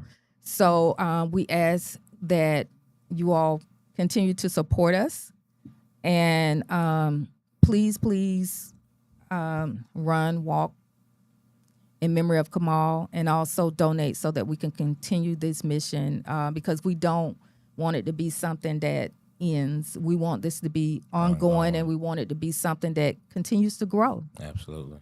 And if I may say one other thing to this, we want to thank everyone that has helped us with this Absolutely. in sponsorship and everything. There's so many that we would like to thank, but we don't have time. But I do want to call out Jasmine. That's his girlfriend, who he was gonna marry. He had told me before he got sick that he had just got his duty. His new station was gonna be in, was it Maryland? Maryland. And he told me, he said, "Dad, when I get there, I'm gonna ask her to marry me." And then he got sick. So we wanna thank Jasmine for the work that she puts in, because she puts in with this every year to help get it going, and she comes down. And She lives in also- Virginia. Yes. Also, we want to thank Kim and Bryant Isaacs. They are sponsors with our walk run at the school. They actually own the Vault Gun Range and Gun Store up in Cobb County. They sponsor their I daughter. just heard about that. Yeah, place too. their daughter Shannon is also a big contributor to getting this together every year and all of that. But Kim and Bryant, they take out for their business, and they told us, don't worry about it. We sponsoring this. They get everything that we need to get this off the ground every year. Yes, they've But sponsored us if since y'all inception. interested in gun range and buying a gun or whatever, they teach lessons and all. They there right there off of It's a black-owned place, right? yeah. Yeah. Yep. I just heard some Well, advertising about that yeah, the other day. they're married. Yeah. The Kim is a white Okay. lady, and Bryant is a black man. Good deal.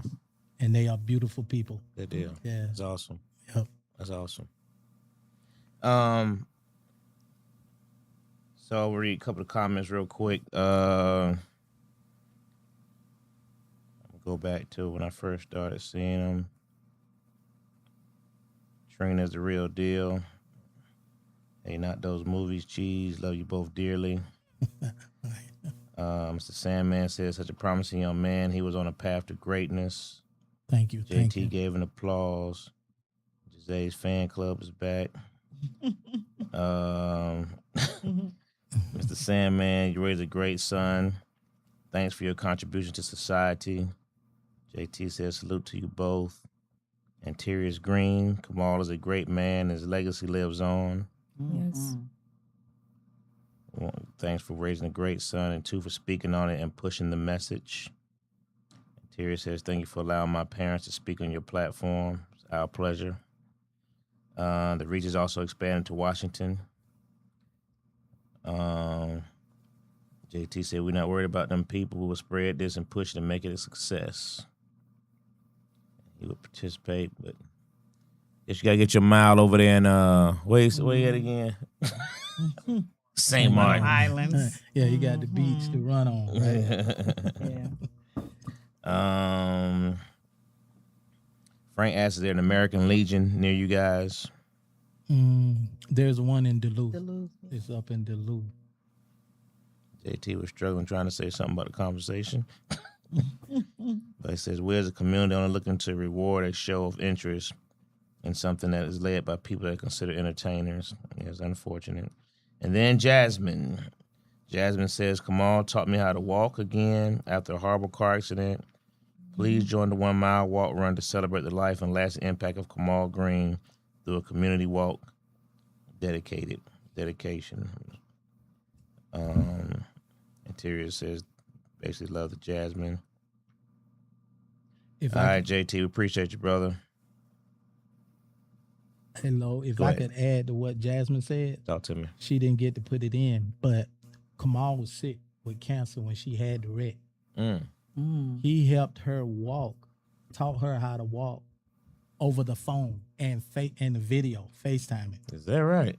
She told me about this about 3-4 weeks ago. And she told me, I said, really? I said, how did he do that when, he was here, you were there? And she said, I wasn't able to get up because she was fearful of falling. And she told me about something he told her to get a chair. Different techniques. And he told her, get in the hallway. You turn your back to where you got the wall, but you're going to use the chair as a way to help you get up by pushing again. He had her doing that. And she said, Mr. Green, I was in pain. And he said each time he would sit there and say, Jazz, you can't let this beat you. You got to go. And he was telling her that from his sick bed. Wow. Right there walking. And she told me she found herself with the chair every morning, going, flopping down on the floor, using the chair and everything to get up. And I was like, wow, I didn't know he did that. Yeah. She said, yeah, that's part of what he was doing at his job, but yet he was helping her because he couldn't be there with her. Wow. So that's Kamal. He don't want to hear you saying you can't do it. He gonna do it. And actually, a lot of people thought he was already a doctor. They already thought he was a physical therapist. So yeah, because and I saw where a couple of people had, when they were posting after they learned of his passing, and that's how they referred to him. And I was like, oh, they thought he was already, but he was just that knowledgeable, and he actually would do things with us even before he got sick and after his illness, to try to help us with different issues that we were having, and especially his dad Especially me, after his yeah. transplant, because it was like he was just starting to really recover from his transplant when Kamal got sick. So we were still dealing with a lot with him, and then here's Kamal being sick. So it was a lot, but like I said, Kamal did not complain. He would always say, "I'm okay." That's why a lot of times now I have to correct myself, because I find myself at times, I might complain about something hurting me, or feeling like maybe I can't do something, or telling myself I can't. But I think back and I was like, how dare I say that, or how dare I not, or how dare I complain when Kamal went through what he did and he didn't complain. So, Wow. yeah. Like I said, you all have a testimony for do. sure. Yeah. We do. Awesome. Yeah. And I see went that through you- something back to back Back to as back. well. So Right. how are you? Yes. I'm to be honest, I'm blessed. I have some people who, when we lost Kamal, I had some people who actually used to ask me. They were like, "Man, I know this tough on you," and they would say stuff like, "Man, I know you got to be mad with God," And I had to tell them, I'll never get mad with God. I don't play those kind of games. I don't care whether you're a believer or you're not. I am. So I'm not gonna blame him, because I've witnessed so many people die, but yet I've also seen some good in their death. I said, now, true enough, a miracle was performed for me to be here, but at the same time, a pastor taught me, and he told me one day, he said, no parent want to bury their child. He said, but can I tell you something? He said, you got to come to grips first that he was never yours to begin with. He was God's. We see so many of us walk around and say, well, we're all children of God, but you don't literally understand what that really is saying. He is your father, So he was like, even though he let us have Kamal for 26 years, he was always his. So he knew there's going to be a time when I take him back. So I have to look at the good things that Kamal did, the conversations we had, the laughs, the smiles, the cries that we had. All of that meant something to our life. So he impacted us in so many. But I tell him all the time, I said, we went through a lot, but Kamal helped me get through it. And here he was sick. He used to tell me, Dad, me and you both we got a lot to do. We're going to get ourselves back right. We're going to hit the gym, because he know how crazy I used to be about the gym. That was Kamal all the way. And even when he was sick, I would say, like Trina said, we would try to tell him, no, you don't do that. You go sit down. You go get you some rest. Because we could hear him fighting to breathe, But at the same time, he told me one day, he said, Dad, you always raised us to be a man. Let me be a man. He just wanted to do things on his own. So we had to find ourselves pulling ourselves back to allow him to do what he felt like he needed to do. Yeah. Even though I'm not gonna lie, I still was peeping around the corner just in case you needed something. Yeah. Right. But he said, "Hey, I got it." Like he would like I tell, "Come on, have you taken your car to get the tires rotated? I'm gonna do it. Let me do that. I want to do that myself." So I had to back off, because I was like, "No, I'll take it. I'll get it done." That's just it. So I thank God for it. I thank him for the time that he allowed us to have him in our life. And like we said, we do wish this. It was longer. Yeah, we wish, but we do this now in honor of him. And Lo, me and you talked about this a lot. We in a fraternity that we don't want anyone to be a part of. Right. But and my hat's off to Lo, because we all were just becoming men when he lost his son, and that I mean, we were looking at him like, wow, because we were so young, and we were like, there's no way of that. So, I had him to lean on when this first happened to me, because at first, you see it but then you don't see it. Yeah. Because I would find myself waking up, going to that room because I'm used to him being in there. Yeah. You know, I'm looking at my phone because I'm still reading old texts, and I got them. We got texts that I got. The last text he sent me stays on my phone, and I read it from time to time because I know that was the last time when he walked by the room and saw me and was like, "What are you doing up?" That was Kamal. You know, just like you remember at the funeral, I was telling people he didn't know nothing about the Waltons. Never seen the show, don't know nothing about John Boy or none of that. But when he was a little kid, he went to everybody's room to say goodnight. And he wasn't going to leave that door until you told him good night and you love him. Yeah. That was him every night. Yeah. When he was a little boy Yeah. walking around. Wow. So that's the love Kamal had. Yeah. You know. Wow. Love really exemplifies. I definitely agree with you that you know, God put that on my heart when my kids were very little, that they're just there for us for a season. Everyone, you know, everyone in our lives, and that, you know, when that we don't know when that season is gonna end, but we all belong to Him, you know, and we all do have to return back to Him. So, I've lost a child through I've just had miscarriage, and so maybe not as deep as you guys have actually had those years and those bonds, but you know, I definitely do can understand, you know, that love that you have and that foundation. But like you said, just knowing how life kind of works, right? That we all gotta get up out of here at some time, that you might be able to deal with it a little bit deeper. You say you've had a lot of people pass, you know, so I have too, but so I totally get it. How are you doing, Mom? It's still difficult. Yes. I have my faith, but at the same time, that was my baby. And like I was saying, I mean, when Anthony was talking about, you know, we're thankful for the 26 years that he was here on earth with us physically. Of course, wish it was longer. But God was ready for him to come, but I still miss him. I used to still feel my mom around for years. She would be in one particular room. And I knew at first I thought it was just me, but then I said I could just literally feel those energies. But I'm a person that I do believe that we live on.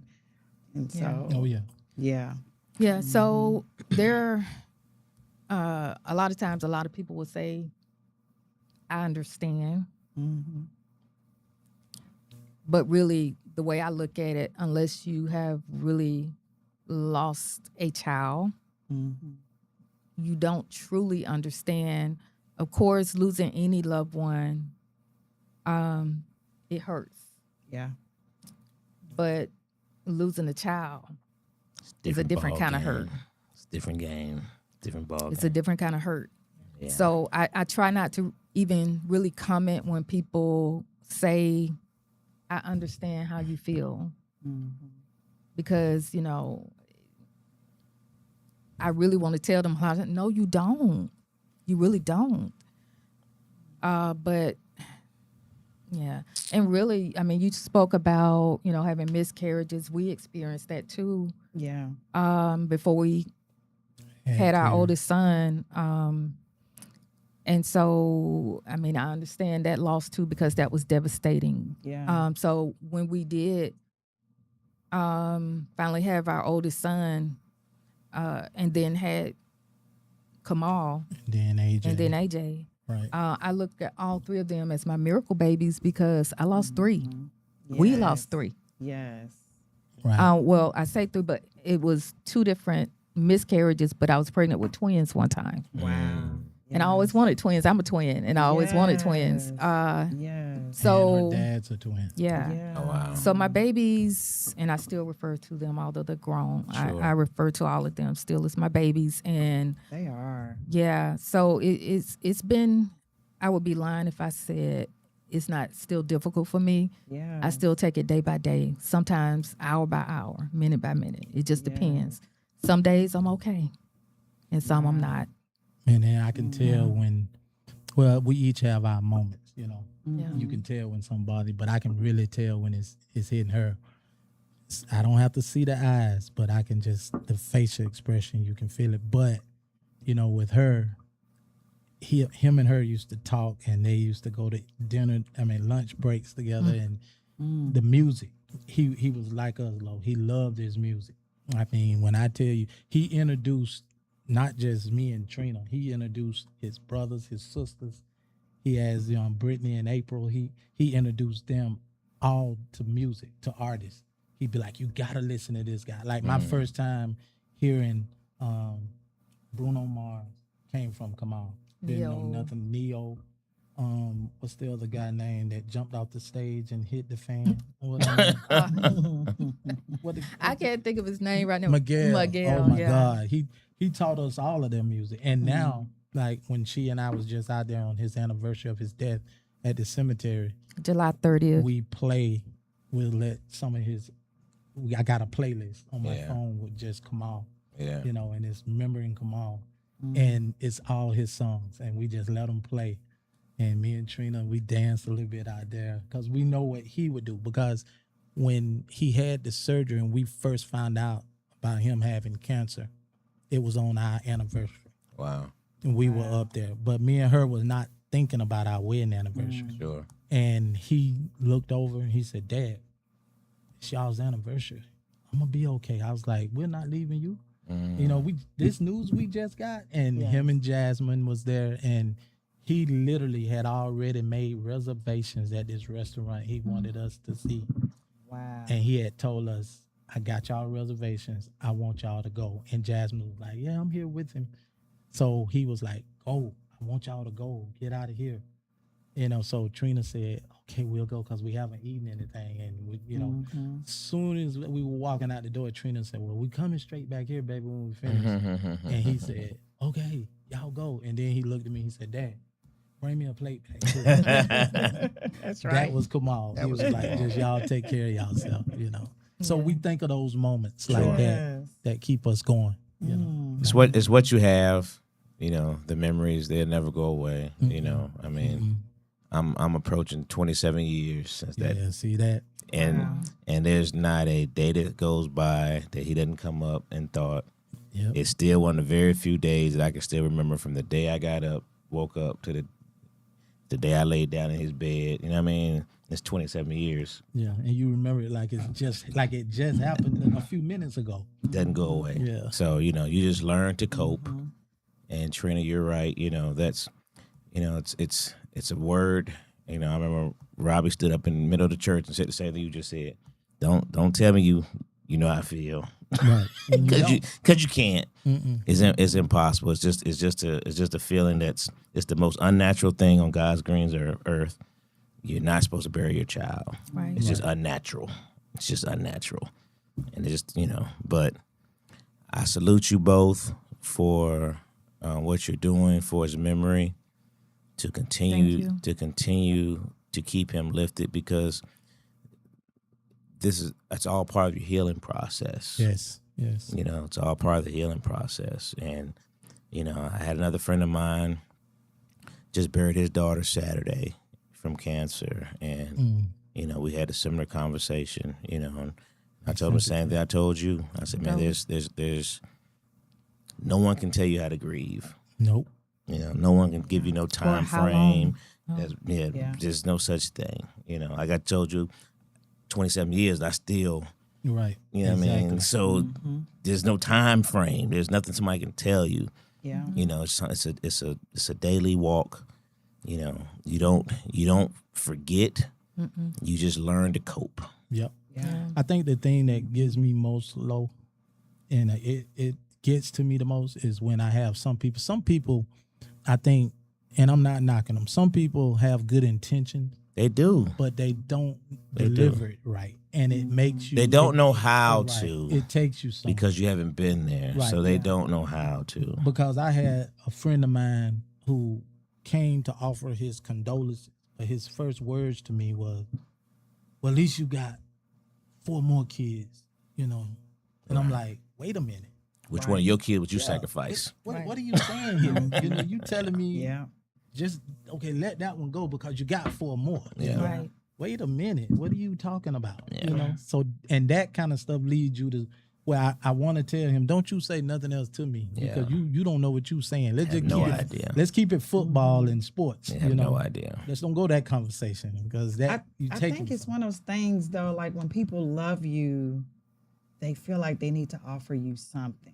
You know what I'm And saying? typically, But they and just that's the don't have problem. the right words. And that's so why you don't sometimes say it's like- nothing. Yeah, but then they don't want you to feel like No. I'm ignoring you in your pain. Does that make sense? It does, but you know Mm-hmm. what I tell people? It'll be best if you just say, "I'm praying for you," and leave it at that. Yeah. That lets me know Yeah. you love me enough that you're thinking about me and you're gonna send up a prayer. Are you praying for me? That's right. Or if you don't know what to say, just say, I don't know what to say, but I'm here for you. Yeah. And that's okay. Right. Right. That's Yeah. okay. And I That's would okay. much rather have that than for someone to say something and I don't think it's intentional. I don't Yeah. think they have ill will, but oftentimes instead of making things better, It when they takes say you the somewhere. wrong thing, it makes it Trigger. worse. Yeah. It makes it worse. Yeah.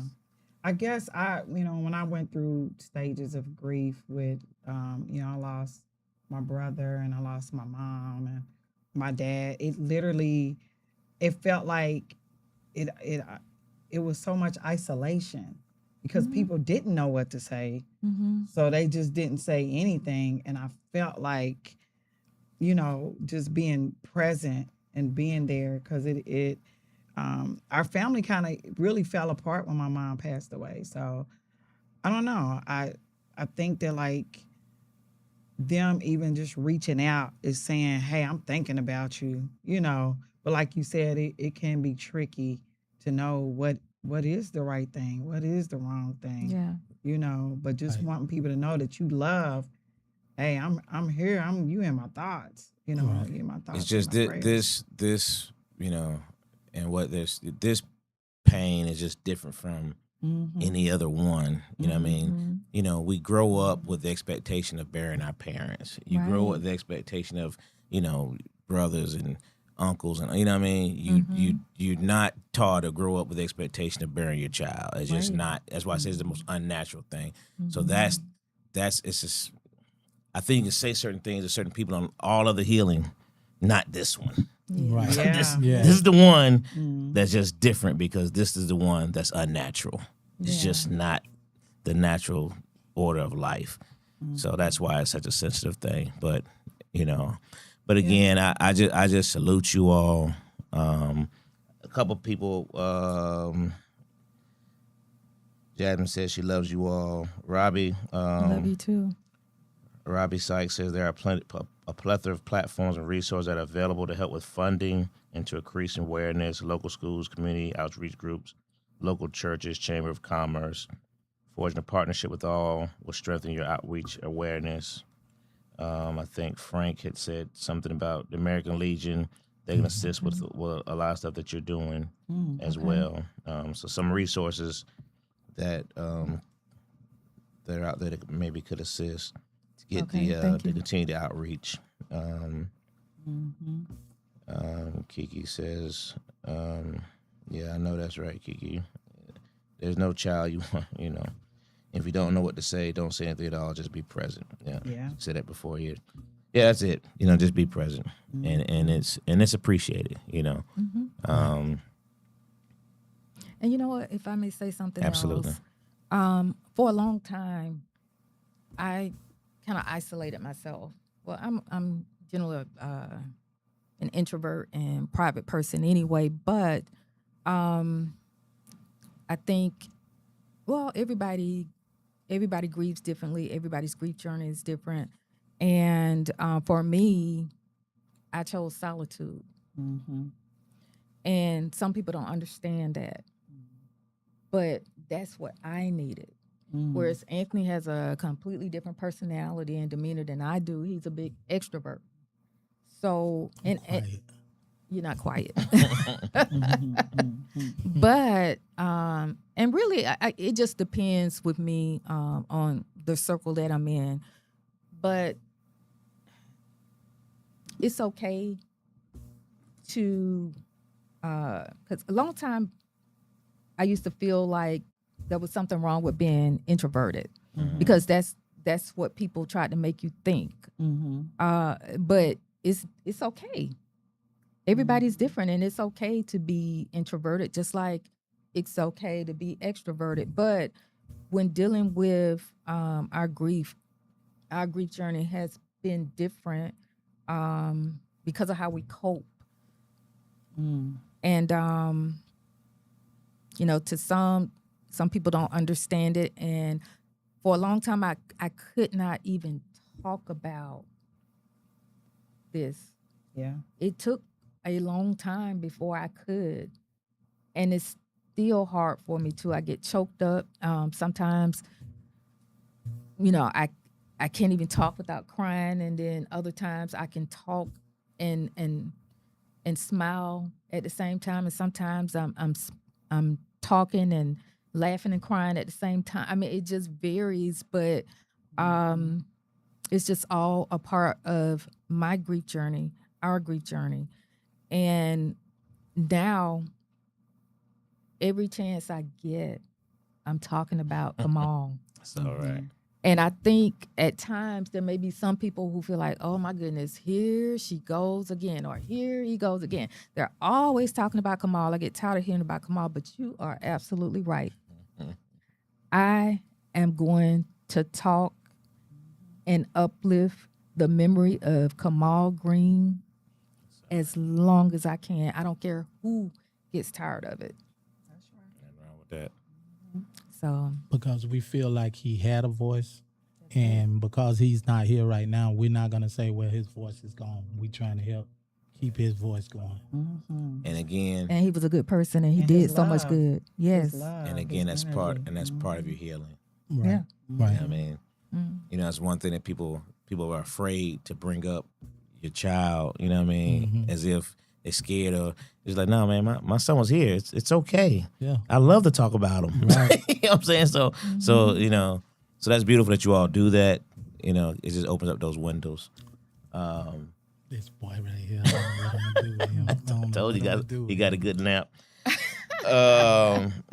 And Robbie also said make sure you look at grants that align with your mission. Okay. There's grants out there that align with your mission. I missed that comment.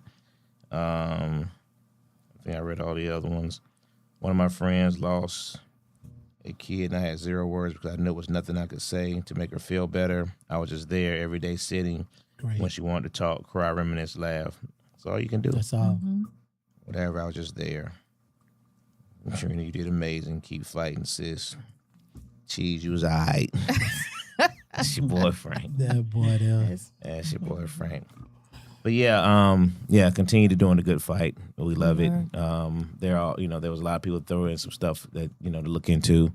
So hopefully you all get the opportunity to do that. Look at the grants and all the different programs and Chamber of Commerce. And Frank said he's going to get with y'all as far as the American Legion. Yes. I Thank you appreciate both for sharing Kamal's You story. too. Love you guys. You too. Yeah, absolutely. people sharing resources. This is new for us, so Sure. we're learning as we go. Sure. But it's just when sometimes as we're trying to go through this process, it just gets a little frustrating when we feel like we're not getting the support. Understood. Yeah. So thank you all so much for sharing information and helping us through this journey. Right. Absolutely. But I did want to also mention, since the flyer is up for the Run Walk event that will be held this upcoming Saturday again, that's at Northview High School in Johns Creek, Georgia at 9 a.m. But there's a QR code. I mentioned about going to raceroster.com, but there's also a QR code on the flyer where you can also scan that QR code and it'll take you to the Race Roster site as well. Good deal. Good deal. I put the link in the thread as well. Great, thank you. Thank you so much. Oh, there it is. And thank you also, brother. Hey, listen. So we're not gonna get into the last topic today because I'm gonna show these guys we really can get out of here at a decent time. But I have to take the opportunity. I put the top 5 in the chat so y'all can go and get started looking at the top 5. What I do, I have to ask you only because I don't think JT's on anymore, so he had to go study his lines. But because I got 2 women here, you know, how long were you married? 17 years. 17 years. How long y'all been married? 32. 32 years. 32. So Beautiful. I saw a podcast, part of this podcast. I think I might put in the chat. A very emotional subject, very necessary. Y'all take care. Good night. Appreciate you, Supreme. Thank you. Definitely necessary, but definitely emotional. I agree. But anyway, I just got to, and this, we're not going to go into it because it'll take a while, but I just got to get your responses. And the conversation was about happy life, happy wife, happy spouse, happy house. Where do you lean on? Is it more so happy wife, happy life, or happy house, happy spouse, happy house? What are my options again?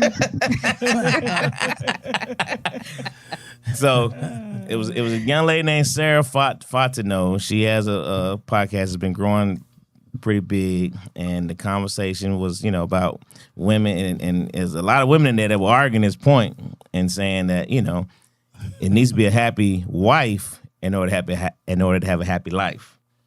Sarah came back and said she disagreed, and she says, I think it should be more so a happy spouse, happy house. Women should stop centering all the energy around themselves. She said women are typically selfish when it comes to that, and it should be more happy spouse, happy house, as opposed to happy wife, happy life. Well, all women aren't like that. I've never looked at it from that perspective. I think it's about compromise and you both trying to make each other happy. So then it's happy spouse. The spouse is both sides. Right. That's basically saying, Right. as long as we both good, so you more happy spouse, happy house. Right. Jose? I mean, I definitely agree with happy spouse, happy house. You do? I think both people need to be happy. I think both people need to be happy. I disagree with her that I don't think most women are selfish. I think it's the opposite, because women give a lot. We carry a lot of the emotional baggage, the work, the housework, the taking care of no, we children. gotta share with all that. Sound like you're saying one thing now, but you lean towards something else. No, I think both people. I'm just saying that a lot of times women are the one that's leaving when they unhappy. So I think you need to check in with your star player at all times. It needs to be both people making sure each other's happy. So yeah. Man, this could really hit live, bro.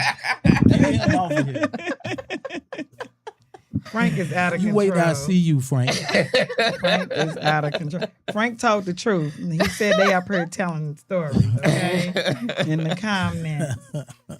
Why do you think I'm just thinking happy? No, I just said based on your comments, you were saying women have to do this, women have to do that. You know what I mean? It's kind of I'm just saying that's why. I'm just saying it does have to be both, but those comments are going on because a lot of times the women are the ones that are leaving the marriages. That's like 70-80% of divorces are initiated by women. Because they're on the premise of happy wife, happy life. Then. Well, they're feeling like they're not. And that was what the argument was. Either person can leave if they're not happy. I'm just saying. But both people need to be happy. Okay. Both people need to be striving. I tell people all the time, God put on my heart, you should be treating marriage like a job. If you taking extra classes to get up in your job and to get promoted and doing all these things, you need to be doing the same thing in your marriage. You need to be putting work in and getting to know that person and making sure they're satisfied with you and you're satisfied with them, vice versa. If y'all try to outlove each other, ain't no way you can't win. Ain't no way. Okay. You know? Well, I look at it and I notice the women conversation. No, it's not. It's Okay, the way I view it, and this was the way it goes back to sometime the way we were raised. She looking at you hard now. Be careful. She adjusted her seat. Go ahead. Hey, she know what I'm finna say. But I mean, a lot of me, I think a lot of it has to do with the way the man and the woman, but majority, I'm talking mostly on the man side, the way we were raised and how we were taught. Because, like, take me for instance. I was raised. I have a pop. I have a stepdad. My dad, my biological dad, died when I was 3 months, so I didn't know him. But my pop, my father-in-law, Johnny Coon. Everybody that down south listening, they know who Johnny Coon is. I watched him. I learned from him. But my mother and my grandmother and my aunts, they the ones that really raised me. Because, see, my pop taught me, I'm here to teach you how to be a man. He believed in teaching me how to work, go out, rake yards, earn your money, fix your car, clean your car, and you take care of your wife and all of that, right? You protect them.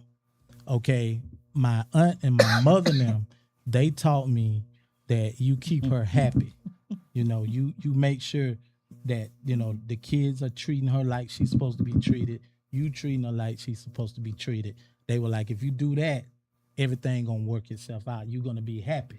So see, I grew up with also telling my sons, you know, they'll tell you, I used to come home from work tired, and if she crying, the first thing I'm saying is, what happened? When they got older, they used to meet me at the door. I ain't do nothing. She just, I don't know, daddy, you know, mama just upset about something. But you know, that's the way I believe that you keep her happy, because who they gonna run to most of the time first with their problem? Her. Sure. You know what I'm saying? Who they gonna come with? Mama needs some help with homework most of the time. Her. Sure. You know, then she doing her own work. So I'm like, yeah, you gotta help keep her happy. So that's why a lot of times us men, I know I can speak for me, when we see a heated argument about to come, we be like, whatever you say, baby. You're right. I'm going in here to watch sports or watch a movie or westerns. I'm not finna get into that argument, because I already know if I get into it, it's almost a losing battle no matter which way I go. Because she's upset about something and she feel like I didn't get the answer I wanted over here, so now I'm coming to you. You know, so that's just how I was raised. So that's why you a happy wife. I'm Happy with life. long as she, I'm with long as she happy. Because guess what? I can go to sleep that night and don't have no problem. But if I don't, I can be sleeping. I'm gonna get this. Here we go. What is it? But you also solidified what I said, like just saying that you know that she's carrying a lot of emotional burden and the weight of the children and things like that. Right. So you don't want to be another weight for her to carry. Right. So you're like, I can lift that off of you. And a lot of times we just volunteer. I'm not even saying that somebody's making us do that, right? Right. We just voluntarily do that as nurturers, you know, and caregivers, and you know, just being on a woman's heart to do those things, you know. Good deal. I had to just play with that subject just a little bit, because we had, you know, we usually don't have two women on the platform at the same time, so I couldn't let the moment pass. So what's your take? I mean, I think to be effective, it's happy spouse, happy house. I think it should go both ways, for sure. I think if both people are concerned with other person's feelings and, you know, understanding when to talk, when to give space, especially for, you know, I think most men, you know, need a little space, you know what I mean? And recognizing when to give that space, as opposed to saying, you ain't getting no, you know what I mean? We're going, you know, I think happy spouse, happy house is way more effective for sure. But I do believe that it's embedded in us to take care of the woman, you know what I mean? Right. So because of how, they see how you're raised, how you're, and I was raised by a single mother, so, Gotcha. I definitely see things differently because I didn't have that happy house. I feel you. You know what I I feel mean? you. Yeah. So Okay. I see things from a different Right. view. Yeah. So, Aunt T, I saw your comment. You can go with, but let me tell the first top 5. This is our top 5, y'all. Top 5 first day, because school's back in this week. And I didn't realize school's back in until last week because this is the first year where I don't have any At the house. high school students, you know what I mean? Or just school, everybody is either college or done. So this was the first year. I was like, Dad, school start next week? I had no idea. So it You was, can do the yeah. Dwayne over there. But yeah, but it just brought me to the thought of school, first week of school. So give me your top 5 first day of school moments.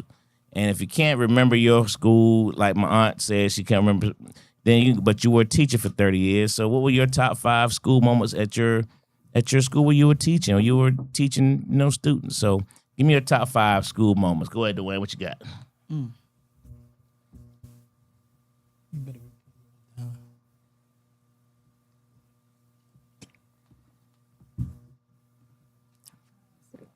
And while you read now, I forgot Kiki's last comment. She says, as long as I'm a passenger princess, it's happy spouse, happy house. But if somebody makes me drive, then it might be happy wife, happy life. That's a mess. She said 32 years, I'm trying to survive 15. What you got, Dwayne? Memorable first school day moments of close. You sound like Shaq right there, man. No. I mean, I think only thing I really can say is I remember, like you said, getting new Jordans or getting new shoes. You know what I'm saying?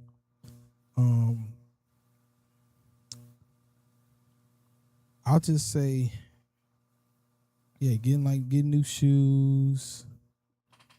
Like you said, laying out your outfit first day of school. Being anxious to go back to school because I mean, like you said, we didn't have cell phones, so I would hope not. No, I'm saying like I think I talked to my daughter yesterday, and I was asking her like, was she did she see like all her friends, and she was like, yeah, and then she was like, but I seen them yesterday. I was like, yeah, she probably did. FaceTime, and they be on FaceTime. As opposed to when, our summertime, you only seen the people really in your neighborhood. You know what I mean? If they didn't go somewhere for the summer, you know what I mean? So when you got back to school, it was important to see, you know what I'm saying, who came back to school, and then 2, what, how, summer changes. Number 2, I'll say the classes you get, like your schedule. That gets you kind of excited. You know what I'm saying? Like, and trying to decide if you're gonna switch schedules.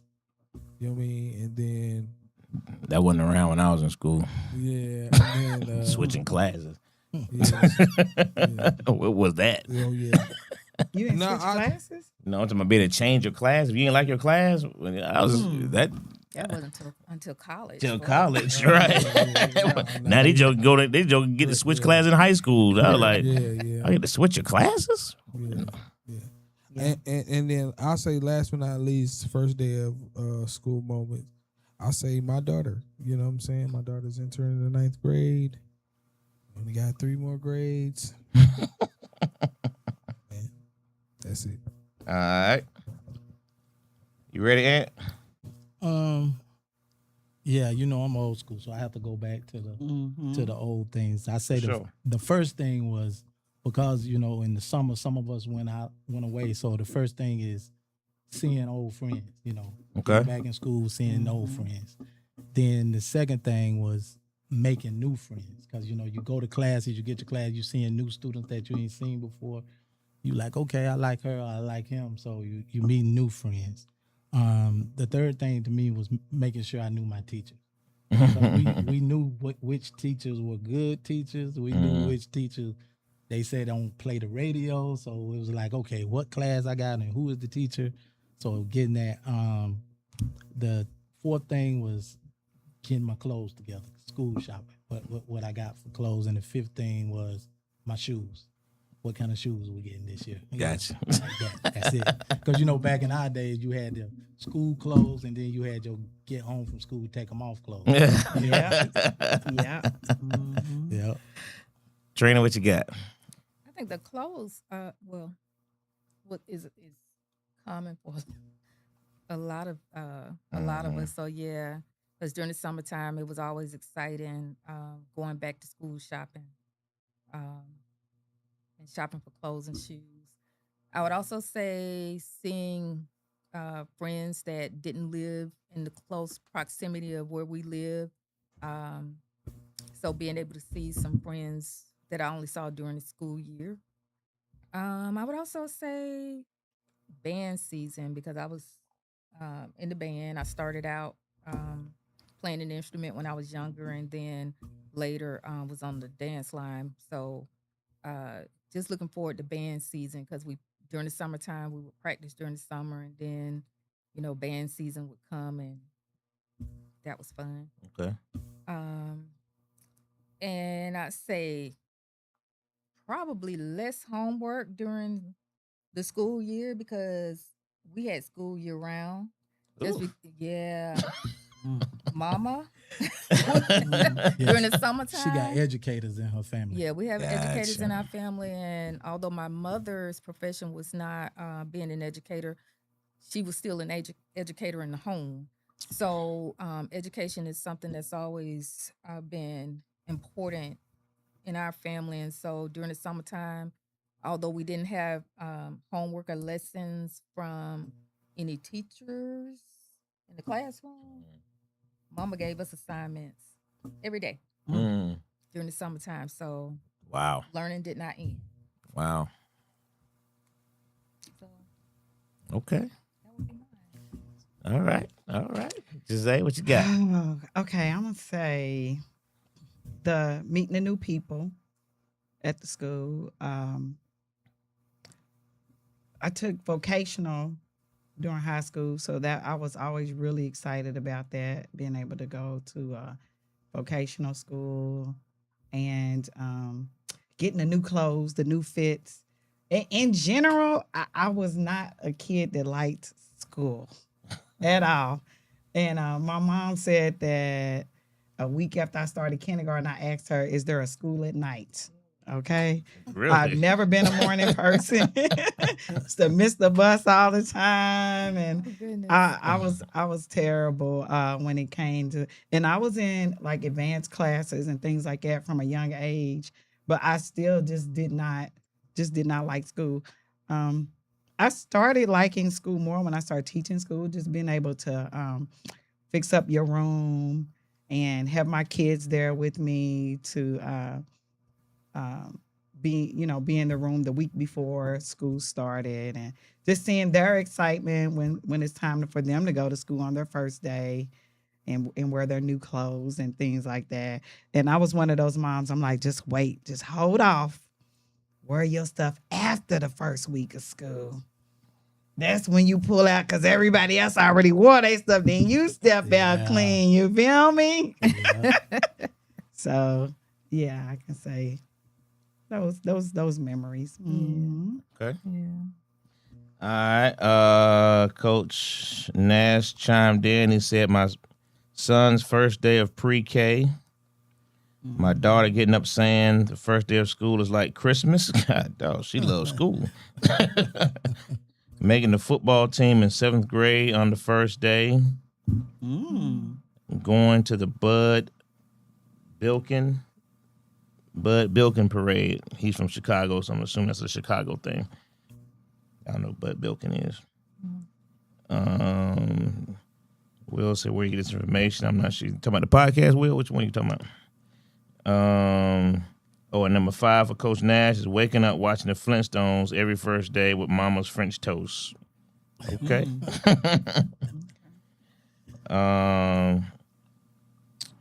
Light skin QT says 8th grade I had the flyest Tommy Hilfiger outfit with a tuck with French roll. She said she's I was fresh. Making sure my grandma bought me a disposable camera to take pictures with my friends.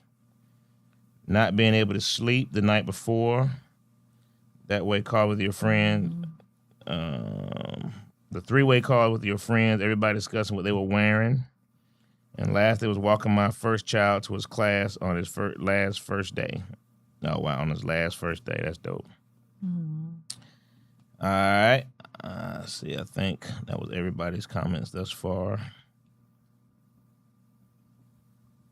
Make sure I don't miss nobody, because they always tell me I missed somebody. Remember to tell me Did Frank go to sleep? comment on Augusta Day? Yeah, I was waiting to see Frank's. He may have gone to sleep. I said, man, went back to sleep. He done shot out insults off. He done got all that off his chest. Messing with me, now he go back to sleep. Hilarious. Love you, Frank. So I guess, first day of elementary, just eyes wide open, just amazed that, you're in school. And then I'm gonna go to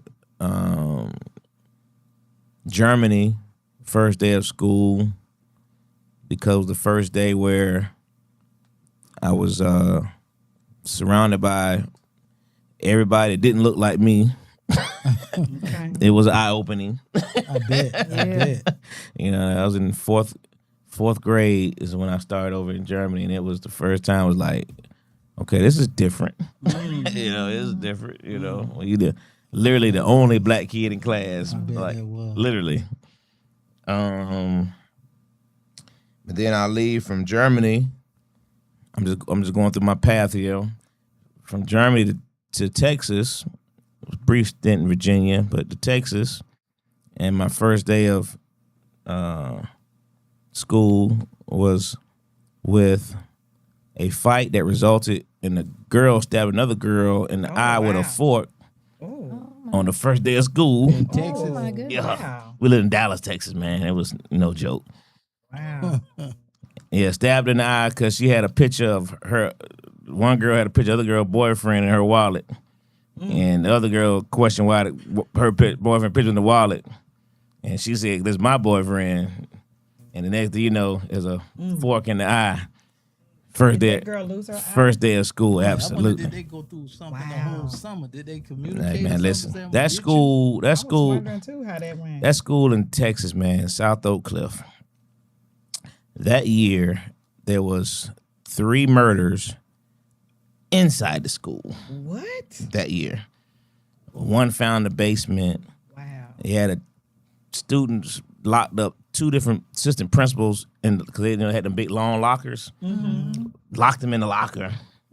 What kind of school? Hey man, this school The here. assistant principal locked the kid. No, this kid locked the assistant principal in the locker. I thought you meant Okay. another student. No, had 2 the- different. Oh, This was on 2 different goodness. occasions. On 2 different assistant principals got locked in the locker by students. Yeah, this Wow. this school here, Lo, you were 20 in the 4th grade. That's why they were looking at you. Is this the school Joe Clark He woke was talking up. about? Yeah, you Did he? you would have One thought, of his man. schools, they were trying to send him over there too. Hey, listen, this school right here, this This school the right lean here, on me school. this school right here, you can literally just walk around, look at people, and be like, "Yep, he gonna be a murderer. Yep, he gonna kill some. Yep." Wow. That school was so rough, man. Boy, they needed Joe Washington for real. Hey, man, I mean, that's first started magnet schools my freshman year, and I wanted to go to the law magnet. My mom wouldn't let me because it was downtown Dallas. So the only one I could go to was the science engineering magnet. So we went there half the day, and the other half we had to go back to the school. Boy, I was like, oh, man, that's the most dreaded bus ride. Go back to that school, man. That school was so rough. Wow. Yeah, it was tough. And then,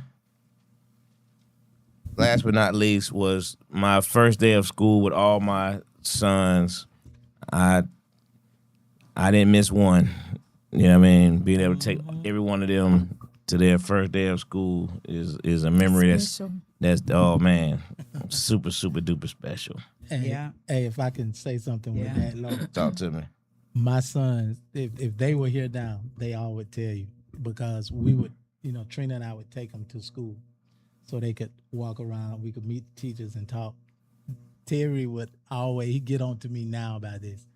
While Trina's sitting there talking and they telling what the plan is, I'd go to the teacher and before I leave, I'd be like, here's my number.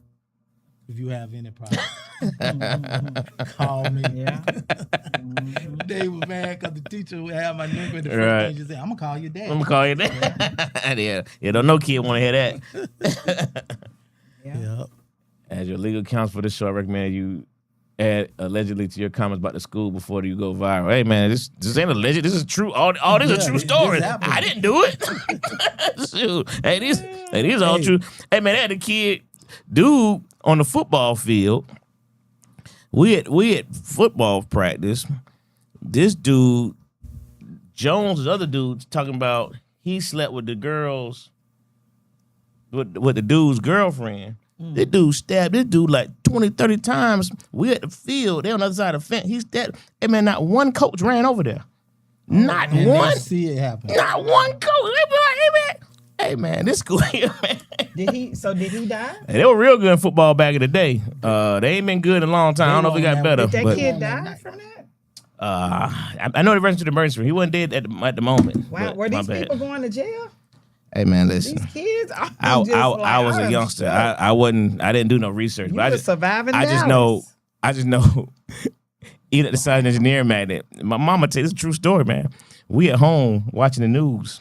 And they come in on the news and they talk about a bus at the local high school. And this at the magnet school now. Hey man, they show a heroin and all kinds of things broke into the house. They see a lady come out in handcuffs. It's my science engineering teacher. Oh, wow. I said, Mom, Wow. that's my teacher. Yeah. The white lady. Handcuffs. In handcuffs. They busted up. Wow. And we was wondering why she always sniffing. She was always sniffing in class. I mean, Coat. always just sniffing. Just her nose always running. So it sounded like it was learned behavior. Yo, man. Your school was thugged out. Hey, Yeah. The And students I learn went from the to a teachers. mostly white school. All my schools were mostly white. And by me being in like gifted classes and advanced classes, it would be maybe 2 or 3 black kids in all my classes. Yeah. Mm-hmm. Yeah. But you talking about, we left Germany, Munich, Germany, where we would go downtown on our own as kids. We could go downtown. We could do whatever we want to. Yeah. We left there to go to Dallas, Texas. Yeah. Big change. Big You Culture talking about shock. night versus day. That Hey, was so crazy, If man. you hadn't said Dallas, I thought you was finna tell me this was doing your stints up north. No, this in Dallas, Texas, bro. Whoa. Wow. This was in Dallas. Hey, man, that school was so rough, man. That school was so rough, So it was man. nothing when And you went up north. It was 100%, no, totally different. Totally different world. Did you have a lot of Hispanic kids then? No, in Texas, okay. okay. Integrated. This is what they call integrated. They would say they were integrating the school that year. We had 5 Mexicans. No, we had 10 Mexicans, 5 white kids. That's what they call integration. By the first month, all of them were gone. It didn't take 30 days. They beat the white kids up. Oh, wow. They ran the Mexican. Hey, man. Hey, I'm talking about, it might have been 2 or 3 Mexicans left, but they ran, they were gone, man. 30 days. Within 30 days, it was back to all black. That's terrible. That's lean on me 100%. Hey, man, Yes. Hey, man, that school was, hey, man. That school was so rough. And they called it the original number 1. Like your son said, it used to be the school. Yeah. You know what I mean? They called it South Oak Cliff the original number 1. But boy, that thing that fell off, boy, it was the original Thugs. That thing was thug high, man. That school was rough, man. That school was rough. I would have been begging to be homeschooled. You heard? I was so happy we left. I was so happy we left there. And then I got, I had several fights in school, and all of them because I was a Steeler fan, even back then. And I'm in Dallas. in Dallas. I stood 10 toes down on my Steeler even back then. Had a knockdown drag out fight in the middle class. I've been in the middle of it. Wow. Dude were told me brave. to say something else about dog on the cowboy. I did. You were brave. Dude said, you gonna slap me? He slapped me too. But boy, when I dropped, but the next thing he saw about 20 B, I laid about 20 of them on him before he could blink. You said Pearson. I went to work. Hey, I was a straight A student. This is a true story, man. You had my mom. I'm telling you, it's a true story, man. only reason I didn't doggone get suspended because I had straight A's. Right. So the principal brought me in, and the teacher came in. She said, "I just can't believe it. And he's so quiet, but he could fight." Hey, my laid so many bees on Buddy, and I that's the first time I ever got paddled. I actually got paddled, but the principal said, "Well, I'm gonna have to paddle you, or I got to suspend you." Wow. Dang, let me go and get Bend over. Let me go and get these licks in there, man. What grade were you in? This was 8th grade. Yeah, we got to Germany. Yeah, 8th grade. This was 9th grade, and I was in high school at the point. Yeah. Okay. Yeah. Might have been afraid too that you were gonna put him in a locker. Hey, that school crazy, man. Ooh, that's She said your mom said so true, but I wonder why your mom let you stay there. She was assigned there.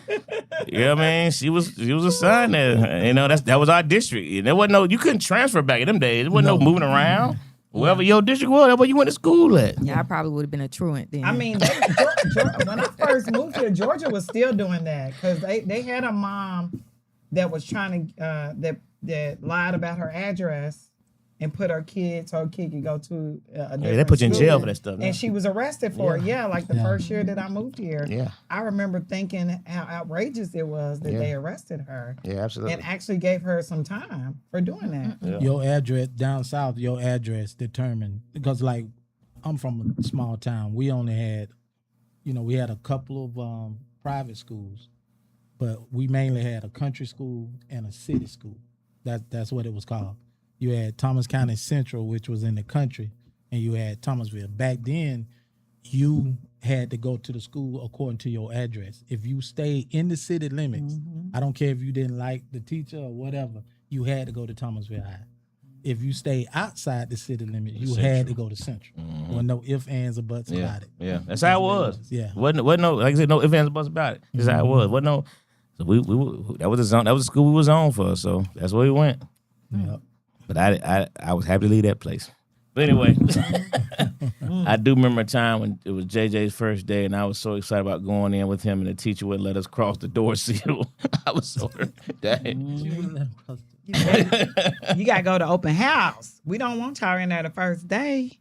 Just gotta come during open house. First day is time to make sure everybody's doing what they supposed to be doing, sitting down. She said, "My mom on the field feed by herself. She over there with both people again. God, I don't know where that feed. Where that feed coming from? Hey, but listen, this has been a dynamic show. Thank y'all so much.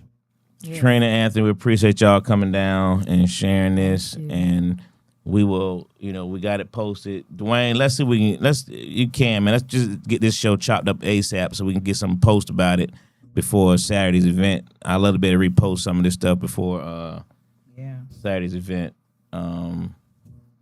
But we're excited about it. We want to, hope you all have the opportunity to look into some of these other platforms and things. I do got the word out. I'll let you know something as soon as I hear back. Okay. But we really, really appreciate you all coming down. This is a heck of a story to tell. Salute to your family. You know what I mean? This is a whole family, thing here. So salute to your whole family, the new family member. Congratulations again, and we wish you all nothing but success. Yes, congratulations. But like I said, also, Lo, I want to thank you for allowing us to and giving us the opportunity to share it here on your platform. That's one thing about this man. Like he said, I've been knowing him ever since his freshman year in college. And one thing about him, he's a true example of if he got it, you need him, he gonna help you with it. We have good times, we had some good workouts, we had some good days on the field and all of that. But when it all boils down, whenever I need him, I call him, he come through. He there for me. And he know I'm here for him if he need us too. So and Trina, she done been adopted to be part of the West Georgia boys all the way up. Frank, I can't get enough of him calling and she done. Oh, I ain't tell you this, Lo. I'm gonna see if he comment on this. When she met him, the first thing she said, "I didn't know you were that small." She called him her little brother. Frank was like, "Nah, Too sis." funny. Too funny. Yeah. Too funny. Jose, you got anything? No, I don't have nothing. Y'all know where to follow me, Jae Sunray on everything, and I'm just getting back on the horse. So it's gonna be some stuff coming out pretty soon. I'm And working thank on you some for stuff now. Thank you for your service teaching school. So good luck. Woo!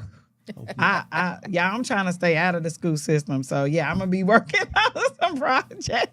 And I'm sure it's a different. It's so different after Yeah. COVID. The energy of the children and of the parents is just totally different. So yeah, it's y'all. What I will say is I want everyone be very supportive of your teachers. If you still have kids in Yes. school, teachers don't get enough support. They don't get enough grace, and they can't keep teachers. They literally, most of these school systems are between 200 to 400 teachers short, and a lot of parents don't even know that. Can I ask you a question? Mm-hmm. And I'm asking this because, what we see on the news sometime and we don't. Because just like you just mentioned, after COVID, things change. Mm-hmm. And I hear a lot of, people, it ain't just parents. Some of them are congressmen and senators. They like to put the blame on COVID has changed these children because they were out of school for so long Mm-hmm. and their minds wasn't right because they were tired of being stuck in a house and all of that. Do you think part of that have a lot to do with those teachers not being there now because of the way the kids came back? 'Cause 100%. They said the drama and the problems in the school has Yes. increased so much. It has. You got to think about, you took kids that were being socialized and being able to be around their friends every day to isolating them.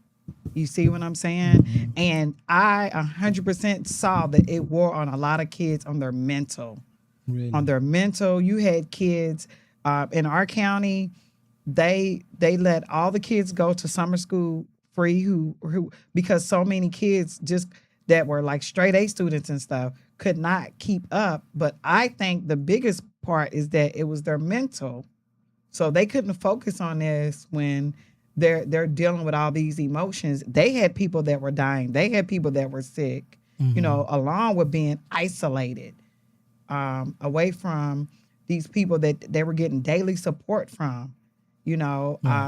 I was telling them when I sold my salon, I used to commute for like 7 years back and forth and saw the same people. And within 6 months after I sold it, I started going into a depression. Why? Because I didn't have my tribe. So you have these kids, they're looking at their parents, but they don't have their tribe. They're the people that were athletes. That's a whole tribe when you were athletes, just seeing your homeboys practicing every day. Right. And the same thing with, just kids that had friend groups that now your parent is telling you can't be around them because we don't know what they're doing in their house, right? Right. But I saw it firsthand. All the grades plummeted, and then the morale and the joy that a lot of kids had. And so then you had the kids that were home by themselves, and school starts back, and they're like, ain't nobody been telling me what to do for a whole year. You not about to tell me what to do, right? Right. And we were dealing with that. This was conversations that a lot of us were having about how the kids came back and the disrespect and the level of what they were willing to do and say to you now after COVID. It definitely. So yeah. you didn't see a whole lot of that prior to COVID because there are a lot of children. I mean, sometimes I see these videos that are posted on social media where these children have no respect at all for authority. And I mean, they literally going in will fight an adult. 100%. We definitely saw that before COVID. But after COVID, it was just like now the kids felt like they felt more empowered and knew that their parents were not going to, because the parents didn't want them home. So the parents don't want them home. So the parents are backing up what they're doing. It was just a different shift. I was telling them, I read an article the other day. They said that this is the first generation that's not smarter than their parents. So Really? Yes. So we know that there was a shift. And I think that the biggest shift was COVID. I 100% feel like that when they came back, it was just a different vibe, you know? Yeah. The reason I asked that because I look back as I know it's different from when we were raised, because I ain't gonna lie, we were happy when they said no school today. What? We didn't have a problem with staying out on spring break. We didn't get depressed. We didn't get nothing. That was our time to have fun. Go play ball, go shoot ball, go with your friends, I go do whatever. But then I understand we didn't stay out as long as they did, Right. And think about it, they did not go see their friends. You see what I'm saying? A lot of kids, like if you went, like if a kid came over to my house, no, you're not coming in. You're not going out. Right. And I started just trying to let them play ball. And I said, but y'all have to wear y'all masks because you still, you really don't know how to navigate that. That's your first, Right. It's everybody's first time dealing with something like that, So when we were in school, like you said, you're on break and you got to see your friends. Right, yeah. They were happy at first, but as time went on, it was like they were going through a grieving process. You see what I'm saying? Okay. At home. So yeah, they happy at first, but then it's like, wait a minute. They don't even know why they're depressed, Right. why they're feeling the way that they're feeling. Gotcha. I related to not having their tribe, not being around their friends for like 2 years, Wow. Okay. But definitely, like my kids they were super happy when they sent everybody home. Yeah. That's But what then I was after a thinking. while, it was kind of like, oh, we're just stuck in the house. Right. You see what I'm saying? Can't go ride the bike anywhere and stuff. Okay. Gotcha. Yeah. Yeah, but a lot of these kids weren't getting out anyway because these computers shoot. They in the house a lot They of were times. getting to regardless. school every day. Yeah, they were getting to school. You They see getting what that, I'm they saying? did miss out on some They were socialization around. for sure. Yeah, people couldn't graduate. You had, I remember like my son was running track. Their school was doing good. Oh, yeah. They were traveling and they just immediately, Shut all that down. everything got shut down, Right. and it was unexpected. Because if you remember that first day, I was in Alabama, they sent all the kids home midday. And they didn't understand it either because they didn't understand why you telling us we got to sure. go home. Yeah. All right. Dennis Rodman did go to our high school, but Dennis Rodman, his sister was the more popular person back then. They were the athletes. The sister was the athlete. Dennis really wasn't. Yeah, He I didn't develop remember till he later. talked about that. Anyway, one more time, found everything's going on. Tell us about Saturday. Time, location. Yes. Northview High School in Johns Creek, Georgia. The event will start at 9 a.m. and it goes through 12 p.m. 12 p.m. Okay. 9 a.m. to 12 p.m. Right. Good deal. Anything else y'all want to add? Once again, we want to thank you. Absolutely. Yes. Thank Thank you, you very brother. much. Absolutely. Appreciate it. We appreciate y'all. Salute again to this family. Wishing all the best on the event. To the family, the whole unit, wherever they are. And congratulations. Continue to keep his legacy alive. It's a beautiful thing. And we'll always salute you, brother. Appreciate that. And that's gonna do it, y'all, for Classic Conversations with Jae Tea and Lo. We'll be back next week. Same bat time, same bat channel. And there we have it. JT should be back next week. Good luck again, JT, this weekend. Break a leg. Ask a cop wherever you at. So, Jae, appreciate you. And again, one more time, Classic Conversations with JT and Lo. And Jae. And we out. Peace.